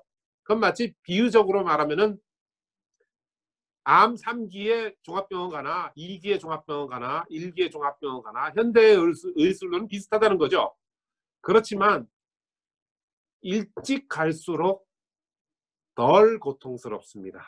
고통을 참을 거냐 말 거냐, 끝까지 고통을 참다가 병원에 와라, 이거 현대의학에서는 있을 수 없죠. 똑같습니다. 법에서도 조금 지급불능 상태가 예견된다. 지급이 조금 어려울 것 같아. 선택에 직면할 때에는 as soon as possible입니다. 아주 좋아요. 그거 뭐 일찍 할 수 있도록 이 현금이 돌아가는 상태에서 시작하면은 여러 가지로 쓸 수 있는 카드가 많아지죠. 예후도 좋고. 준 변호사님 말씀 듣기에도 이미 절망적인 상황에서 찾아오는 경우가 의외로 많다는 반증이기도 한 것 같거든요. 근데 아까 그렇습니다. 말씀 중에 대부분의 기업들은 다음 달 월급을 주기가 어려울 때 그때 회생 절차를 이용해야 된다고 하는데 그 포인트 잡기가 참 쉽지 않은 것 같거든요. 그 부분을 좀 말씀해 주십시오.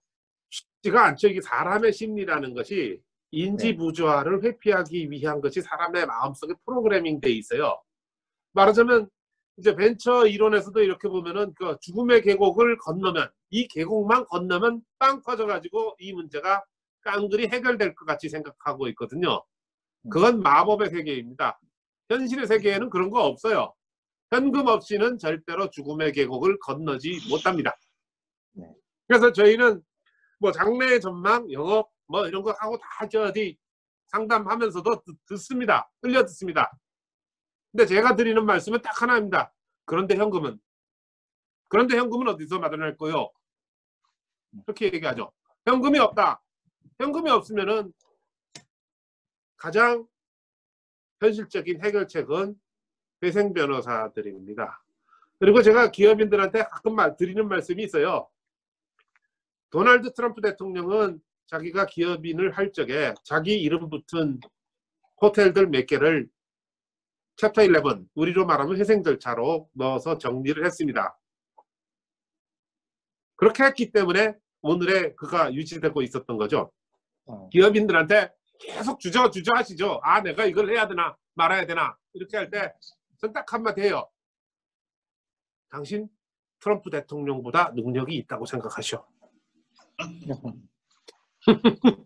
네. 그러니까 저는 뭐 뼈 때리는 얘기입니다. 심지어 미국 대통령도 챕터 11을 이용했는데 네네네. 아니 뭐 저희 변방에 있는 조그만한 중소기업인이 뭐 있다고 돈도 없으면서 이거 이용 안 하고 여기서 살아나가려고 하죠. 꿈 깨죠. 이런 얘기들을 하죠. 네네네. 너무 생생한 말씀 감사합니다. 네. 아까도 질문 드렸지만 결국 대부분의 경우에는 임금 체불 다 되고 그다음에 대출이든 뭐 투자자들하고 관계가 다 악화되고 또 관계자들은 그렇지. 이제 미지급이 발생하니까요. 채무 미지급 발생하니까 뭐 고소고발 다 들어온 상태에서 이제 찾아오는 경우, 그 암으로 네. 말하면 3기에 말기에 찾아오는 경우가 많다는 말씀이고요. 그것을 조기에 판단할 수 있기만 한다면 굉장히 윈윈하면서 회사를 살려나가는데 큰 도움이 된다는 말씀으로. 그렇습니다. 게다가 이제 중소기업인의 경우에는 기업인 자신으로부터 독립돼 있는 기업의 가치가 별로 없고, 그렇죠.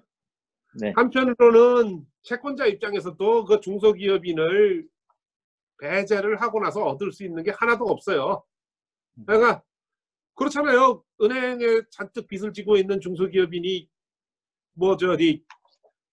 그 기업으로부터 설비로부터 밀려나고 그러면 은행은 그거 뭐 이익 볼 것 같아요? 아무도 경험 못 합니다. 완전히 망가져 버립니다. 그렇기 때문에 어느 채권자라도 이 기업인이 계속 이 기업을 가지고 있으면서 조금이라도 이걸 잔존 가치를 회수해 갖고 조금이라도 갚으면은 그거 기특하다 그러지, 그거 도덕적으로 타락했다 그러는 사람은 아무도 없습니다.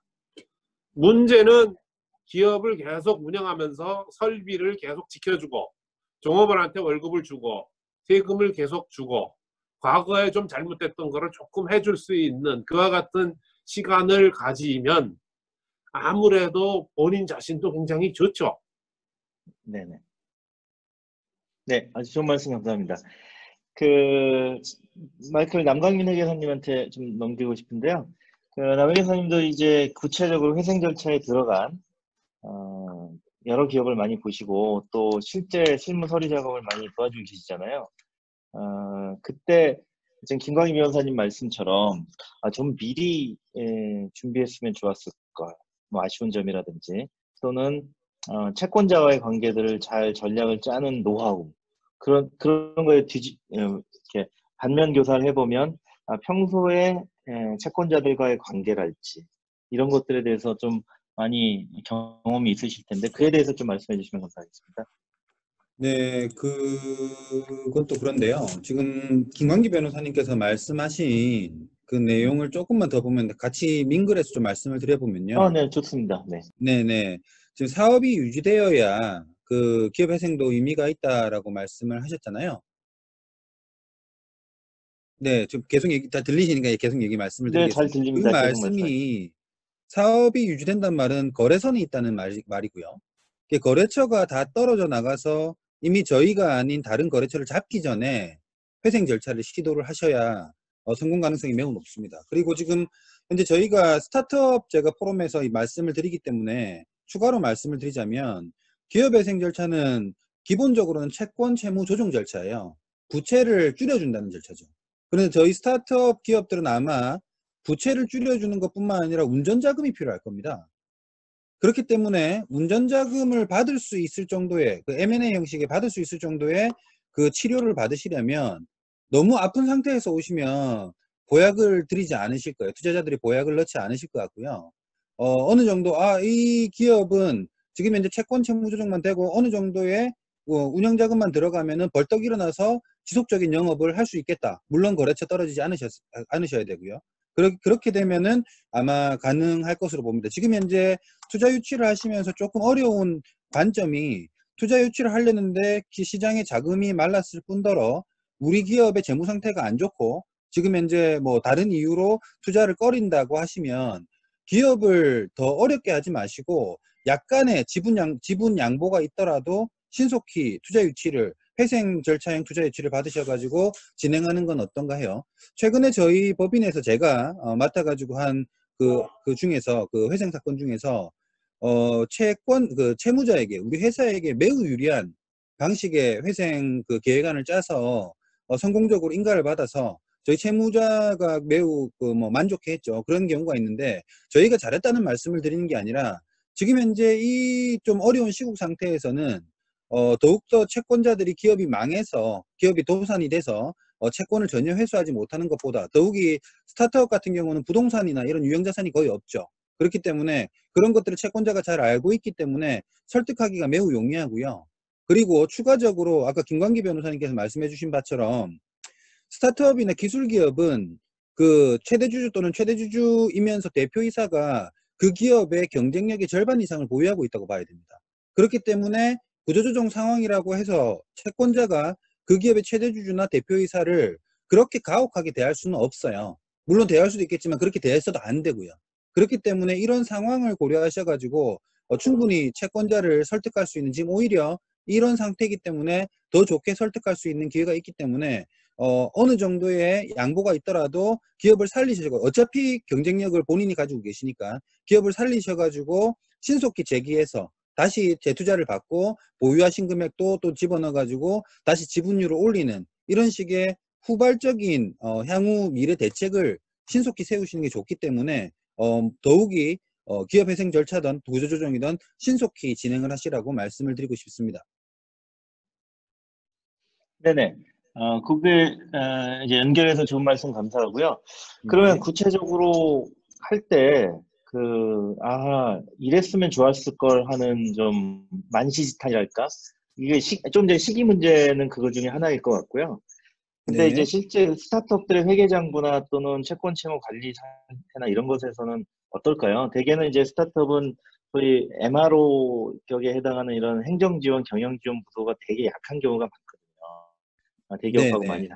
그래서 뭔가 잘 정리돼 있지 않고 네. 계약서도 심지어 잘 없기도 하고 그런 것들이 있지 않습니까? 네, 그렇죠. 예. 그런 그 현실적인 문제가 많이 있는데요. 다행히도 그 현실적인 문제들은 저희 자문사들이 어떻게든 막고 해결을 할 수 있을 것 같아요. 예, 그런데 그런 그 실무, 그 현실적인 문제보다 떨어져 나간 거래처는 법원에다가 설득을 할 수 없습니다. 없는 자금은 법원에다가 있다고 할 수 없습니다. 그렇기 때문에 아까 말씀드린 바와 같이 그 조금 일찍 그나마 그 회생을 신청할 수 있고 회생 신청 후에도 사업을 유지할 수 있는 이런 상태에서 회생을 신청해야지 경쟁력이 살아있기 때문에 채권자들에게도 좀 좋은 그 뭐랄까요, 좀 저희에게 우호적인 결과를 끌어올 수 있습니다. 그리고 제가 그럼 말씀드리는 게 또 반복될지 모르겠는데 최근에 법원과도 굉장히 많이 싸우고 채권자가 굉장히 많이 싸우면서 회생 인가를 냈습니다. 그때 제일 강조했던 게 원래 회생 절차에 들어가면은 보통 사업자가 그 뭐 사업자 대표이사는 망한다, 최대주주는 망한다라는 개념을 가지고 계신데 그거에 대해서 굉장히 많이 싸웠어요. 뭐라고 했냐면 기업이 도산한 다음에 채권 채무 조정을 받을 때 최대주주나 대표이사에게 사업이 잘 됐을 때 돌아오는 그 보상이 유인이 없다면 어떤 사업자가 사업을 열심히 하려 하겠느냐. 오히려 도산을 시키고 재사업을 하려 그러지. 그러지 마시고 어느 정도 그 최대주주나 기존 경영인에게도 유인을 줄 수 있게 채권 채무 조정을 짜달라 라고 해서 법률적 타당성이나 재무적 타당성에 대해서 의견을 내니까 받아들여 주세요. 지금 현재 상황이 이렇기 때문에 그 정도의 융통성이 있습니다. 그렇기 때문에 신속히 그 스스로의 스테이터스를 파악을 하시고 만약에 스테이터스가 파악이 안 된다면은 의사들이 좋은 게 뭐겠습니까? 변호사가 기업의 의사라고 할 수 있는데 저희 도산 변호사는 변호사가 좋은 게 상담은 돈을 받지 않습니다. 그렇기 때문에 신속히 네, 신속히 그 의사들을 공짜로 끼시고 상황을 갖다 확인하셔가지고 최적의 솔루션을 받기를 말씀을 네. 역시 포인트 시기를 놓치지 않는 게 되게 중요할 것 같은데요. 네, 맞습니다. 그러면 혹시 그걸 회계적으로는 어떻게 말할 수 있을까요? 그러니까 늦지 않으면 됐다는 거는 이해를 했어요. 그런데 예를 들어 매일 그 현금 흐름을 보고 있다거나 이러는 CEO 입장에서는 지금이 그때로구나라는 걸 뭘 보면 알 수 있을까? 말씀드리겠습니다. 기업은 손실이 나서 도산되는 게 아니고요. 기업은 유동성이 부족해서 도산됩니다. 그렇기 때문에 한 2, 3개월 정도를 고려했었을 때 현금 부족이 온다고 생각이 되시면요. 그러면은 현금 지출을 줄이셔야 됩니다. 지금 현재 아주 디테일하고 지엽적인 방안일 수 있겠지만은 2, 3개월 내에 직원들에게 그 급여를 못 줄 것 같다 라고 하시면은 감봉을 하시는 것보다 급여의 일부를 이후에 이연 지급하겠다고 하더라도 현금을 쥐고 계셔야 되고요. 그런데 곧 있으면은 이제 현금이 고갈될 것 같다라고 하시면은 고갈시키기 전에 오셔야 됩니다. 그래야지 그 개시 결정 받은 다음에 채권 채무 조정 때까지 기업이 살아 있을 수 있습니다. 만약에 기업이 얼마 정도 걸리죠? 그 기간이? 그냥 2, 3개월 걸린단 말씀이군요. 한다 그러면 4, 5개월 정도 걸릴 것 같습니다. 길면 좀 6개월 정도 걸리고요. 그런데 회생 절차의 유리점은 만약에 영업이 있으시다면 회생 개시 결정을 받는 순간 채무 지급은 유예가 되고요. 채권은 회수가 가능합니다. 그렇기 때문에 돈이 들어오기만 하는 구조로 되어 있습니다. 이해가 되실지 모르겠는데요. 그러면 회생 개시 결정까지가 한 2개월 정도니까? 아닙니다. 1개월 정도면 납니다. 3주에서 1개월 정도면 납니다. 그러니까 준비 기간이 좀 필요할 테니까 적어도 2달 정도 전에 맞습니다. 현금이 고갈될 것 같다면 회생 절차를 들어가자라는 의사결정을 해야 된다는 말씀이군요. 뭐 저는 개인적으로 2달까지도 안 보고요. 뭐 한 1.5개월에서 1개월 정도 목전에 찬다라고 하시면은 제로가 돼서 오시면은 좋지 않고요. 이 정도면 이제 그 대표님들께서는 대충 감이 있으실 겁니다. 현금 유동성을 이때까지 운영해 오셨기 때문에. 그렇기 때문에 현금 유동성이 완전히 마를 것 같다라고 하시면은 조치를 취하시는 게 좋습니다. 왜냐면 회생은 안 좋은 일이긴 하지만은 취하나 이런 것들이 가능하거든요. 그렇기 때문에 돌이킬 수 없는 절차는 아니기 때문에 최대한 미리 상담을 받으셔가지고 논의를 해가지고 하시는 게 좋을 것 같습니다. 저희 법무법인 린도 마찬가지고 다른 도산 변호사님들께서도 아마 그 기업에 대해서 이 회생이라는 것은 굉장히 큰 이벤트인데 이런 것들을 갖다가 자문하기 위해서 들어가라고 하시진 않으실 거예요. 그렇기 때문에 신시얼하게 상담을 해드릴 것이기 때문에 신속히 상담을 미리 받을수록 좋은 것이죠. 네네, 잘 알겠습니다. 아마도 코로나 사태로 지금 현금이 계속 부족해지는 것을 느끼는 회사가 아마 지금 이 세미나 참석한 회사 중에도 있으실 텐데요. 저도 법률 업무를 했지만, 그리고 저도 이제 뭐 작은 기업을 운영해 보기도 했지만, 바로 지금 남은계사님 또 김광인 변호사님 말씀하신 늦지 않은 시점에 안 되겠다, 회생으로 가자라는 판단을 하는 거는 인생 최초로 그런 결정을 제대로 하기는 정말 어려울 것 같아요. 그래서 네, 오늘 맞습니다. 같은 이런 말씀을 들어두시는 것이 정말 도움이 되실 것이라고 생각합니다. 네, 저희가요, 5시 5분부터 시작해서 거의 지금 1시간 40여 분, 이제 1시간 50분째 들어가는데, 곧 이제 업무 종료 시간도 다가오고 해서 사전 질문을 보내드린 것을 중에 굵직한 꼭지, 그리고 참가자인 참석 패널님들께서 쭉 노하우, 경험을 말씀해 주실 수 있는 순서로 대충 얼추 진행을 한 것 같습니다. 질문들을 저희가 드린 답변하고 좀 정리해서 코스포 사무국 측에 전달해 드리기로, 오늘 사전 질문 중에 답변이 되지 않은 부분을 포함해서 패널님들의 전문적인 의견을 잘 정리해서 참가자들 그리고 전체 회원사들께 공유해 드리는 것으로 대신하기로 하겠습니다.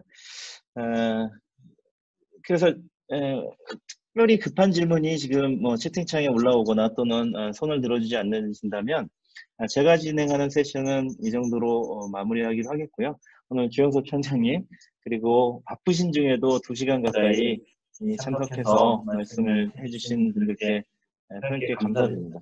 근데 마지막 말씀 해주시겠어요? 네, 뭐 오늘 저도 느끼 변호사님, 회계사님 이 전문가의 말씀 들으면서, 야, 역시 우리나라의 이 전문가의 수준이 대단하다. 이 집단지성을 우리가 잘 활용하면 정말 우리가 무슨 일이든지 할 수 있다고 생각을 들었어요. 그래서 또 앞으로 여러분 이렇게 이 코스포에서 이렇게 이런 행사 또 자주 하시고 해서 우리 스타트업들 여러분들 아무리 어려우셔도 모두 지금 전 세계가 다 어려우니까요.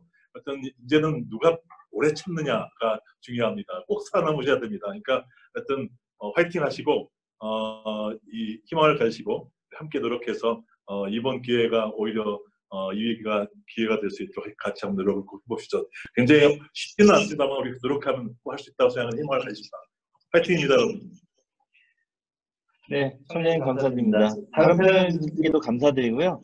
코스포 최성진 대표님께서 우리 참가한 회원사님들께 좀 전달할 말씀이 있다고 해서 저는 이만 마치고 물러가겠습니다. 오늘 참석해 주신 여러분께 감사드리고, 코스포 최성진 대표님 나와주십시오. 감사합니다. 네, 안녕하세요. 코스포 대표 맡고 있는 최성진입니다. 오늘 구태원 단장의 리걸 클리닉 참석해 주신 변호사님들도 굉장히 감사드리고, 구태원 단장님 감사드리고, 주영선 전 청장님도 귀한 걸음 해주셔서 감사드립니다. 사실 이제 저희가 원래 코스포가 행사 굉장히 많이 하고 회원사분들 이제 만나 뵙고 하면 굉장히 좋을 텐데 오늘 주제도 그렇지만 당연히 코로나19 때문에 그러지 못해서 아쉽기는 한데요. 앞으로 온라인으로라도 이렇게 만나 뵙는 기회를 많이 가지도록 저희가 자리를 마련하겠고요. 그리고 오늘 리걸 클리닉이긴 하지만 코로나19로 인해서 지금 어려운 이제 스타트업들이 질문을 많이 해주셔서 정부 대책 이런 부분에 대한 질문도 있었고 또 이야기도 많이 나온 것 같아요. 그래서 지금 알고 계신 회원사분들도 많이 계시겠지만 코리아 스타트업 포럼이 지금 코로나19로 인한 스타트업 피해와 이거를 극복하기 위한 대책 관련해서 지금 진행하고 있는 것들 다시 한번 말씀드리고 또 어려움 겪고 있는 스타트업들이 어떻게 좀 도움 청할 수 있는지에 대해서 말씀드리겠습니다. 저희가 3월 달에 3월 18일부터 저희가 이 스타트업 피해 사례에 대해서 긴급조사를 진행을 했었고요. 그래서 그거를 20일부터 23일까지 피해 사례와 정책을 정리를 해서 중소벤처기업부, 기획재정부, 과기정통부, 그리고 청와대 중소벤처 비서관실까지 다 전달했습니다. 그리고 저희가 보도자료도 내서 보도도 많이 됐고요. 사실 저희가 조사를 해보니까 뭐 예상은 했지만 많은 스타트업 기업들이 지금 정말로 생존의 기로에서 저희가 회원사 1,300개이긴 하지만 설문 올렸을 때 하루 만에 한 80개 정도가 들어왔어요. 네, 뭐 당연히 어려운 스타트업들부터 응답을 해주셨긴 하겠지만 사실 이제 그거를 제가 읽고 있으니까 정말 심각한 이러다가 진짜 초기 스타트업부터 한 시리즈 A 정도까지는 잘못하면 싹 다 죽겠다 라는 생각까지 들 정도였고요. 그래서 그거를 뭐 매출을 감소하는 것도 그렇고 뭐 해외 사업과 관련돼서 어려운 부분, 그 다음에 뭐 투자는 말할 것도 없이 지금 다 얼어붙었으니까, 그리고 기타 뭐 여러 가지 피해 사례들을 가지고 저희가 긴급 대책, 자금에 대한 긴급 대책, 그리고 종합 대책으로 뭐 아까 이야기 나온 공공조달 문제를 포함해가지고 뭐 고용유지 지원이나 뭐 세제 지원, 뭐 벤처 투자 심리 회복 뭐 그런 거하고 이제 IT 분야를 활용해서 스타트업들이 이제 코로나19 위기를 이겨낼 수 있는 방안까지 종합해서 일단 전달을 했습니다. 그래서 보도도 많이 되고 정부에서도 굉장히 관심 있게 봤고요. 근데 핵심적인 부분은 그때까지 저희가 3월 23일까지 정부에서 나온 정책들이 대부분 이제 스타트업들이 사각지대에 있는 게 많더라고요. 그러니까 이 소상공인 지원 대책에도 포함이 안 되고, 그 다음에 중소기업 지원 대책에도 포함이 안 되는 영역, 그러니까 소상공인보다는 고용도 많고, 근데 중소기업은 매출과 영업이익 같은 걸 따져서 감소폭을 가지고 지원을 해주다 보니 스타트업은 매출이 없는 스타트업들도 많고, 근데 고용 규모는 당연히 소상공인보다는 크고, 그래서 이런 사각지대 해소, 그리고 또 신보 기보 보증 같은 경우도 한 번 보증 이력이 있으면 다시 안 해주는 그런 이제 문제 등등을 많이 지적을 했고요. 그래서 이 부분에 대해서 이제 정부 쪽에서 지금 나온 정책이나 이런 거는 저희가 종합적으로 정리를 해가지고 4월 2일 날 회원사분들한테 다시 공유를 해드렸어요. 그래서 지금까지 나와 있는 중소 중견기업 지원 정책하고 그리고 정부의 지원 정책 리스트를 저희가 엑셀 시트에 다 정리를 해서 구글 드라이브에 올려서 다들 보실 수 있는 형태로 공유를 해드렸고요. 이거는 뭐 저희 코스포 각종 카톡방과 플러스 친구 등록하시면 항상 제일 먼저 받아보실 수 있으니까 플러스 친구 이런 걸로 다 공유를 해드렸고요. 지금은 2차 설문 진행하고 있습니다. 2차 설문 4월 2일부터 진행하고 있는데 여기 많이 응답을 해주시면 좋을 것 같고요. 저희가 종합적으로 볼 때 어쨌든 이 코로나19 사태가 진정될 때까지 스타트업들이 살아남을 수 있는 부분, 투자 심리 회복은 사실 상당히 오래 걸릴 것 같아요. 왜냐하면 저희가 투자 심리 회복을 위해서 정부가 이제 모터펀드가 들어가는 쪽에다가 좀 빨리 집행하라고 독려를 해라 이런 이야기는 하지만 결국은 이제 투자에 책임을 진 VC들이 뭐 이렇게 쉽게 투자 분위기가 이제 살아날 것 같지는 않아서 그렇다면 결국 살아남을 수 있는 그런 이제 긴급 자금이나 뭐 이런 부분에 포커스가 될 수밖에 없어가지고요. 저희가 2차 설문은 지금 진행 중인데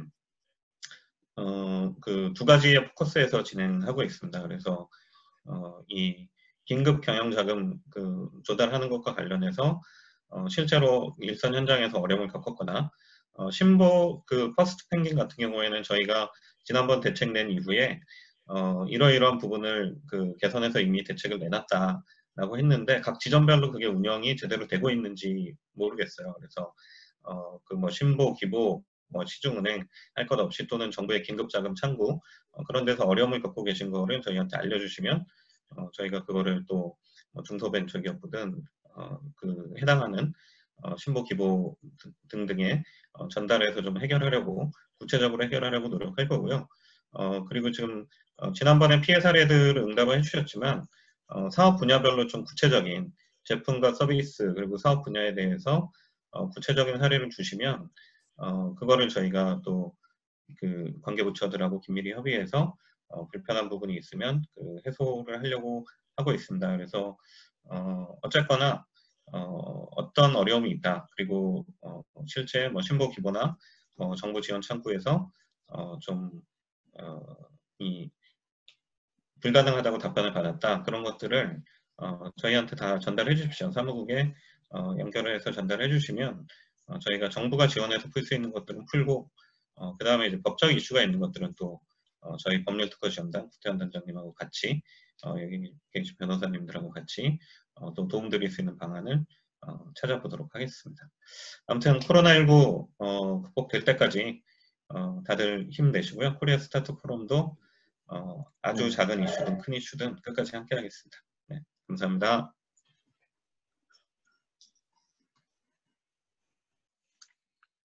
네, 안녕하세요. 그러면 최재형 본부장님, 오늘 마무리 발언을 해주시고 마치도록 할까요? 네, 예.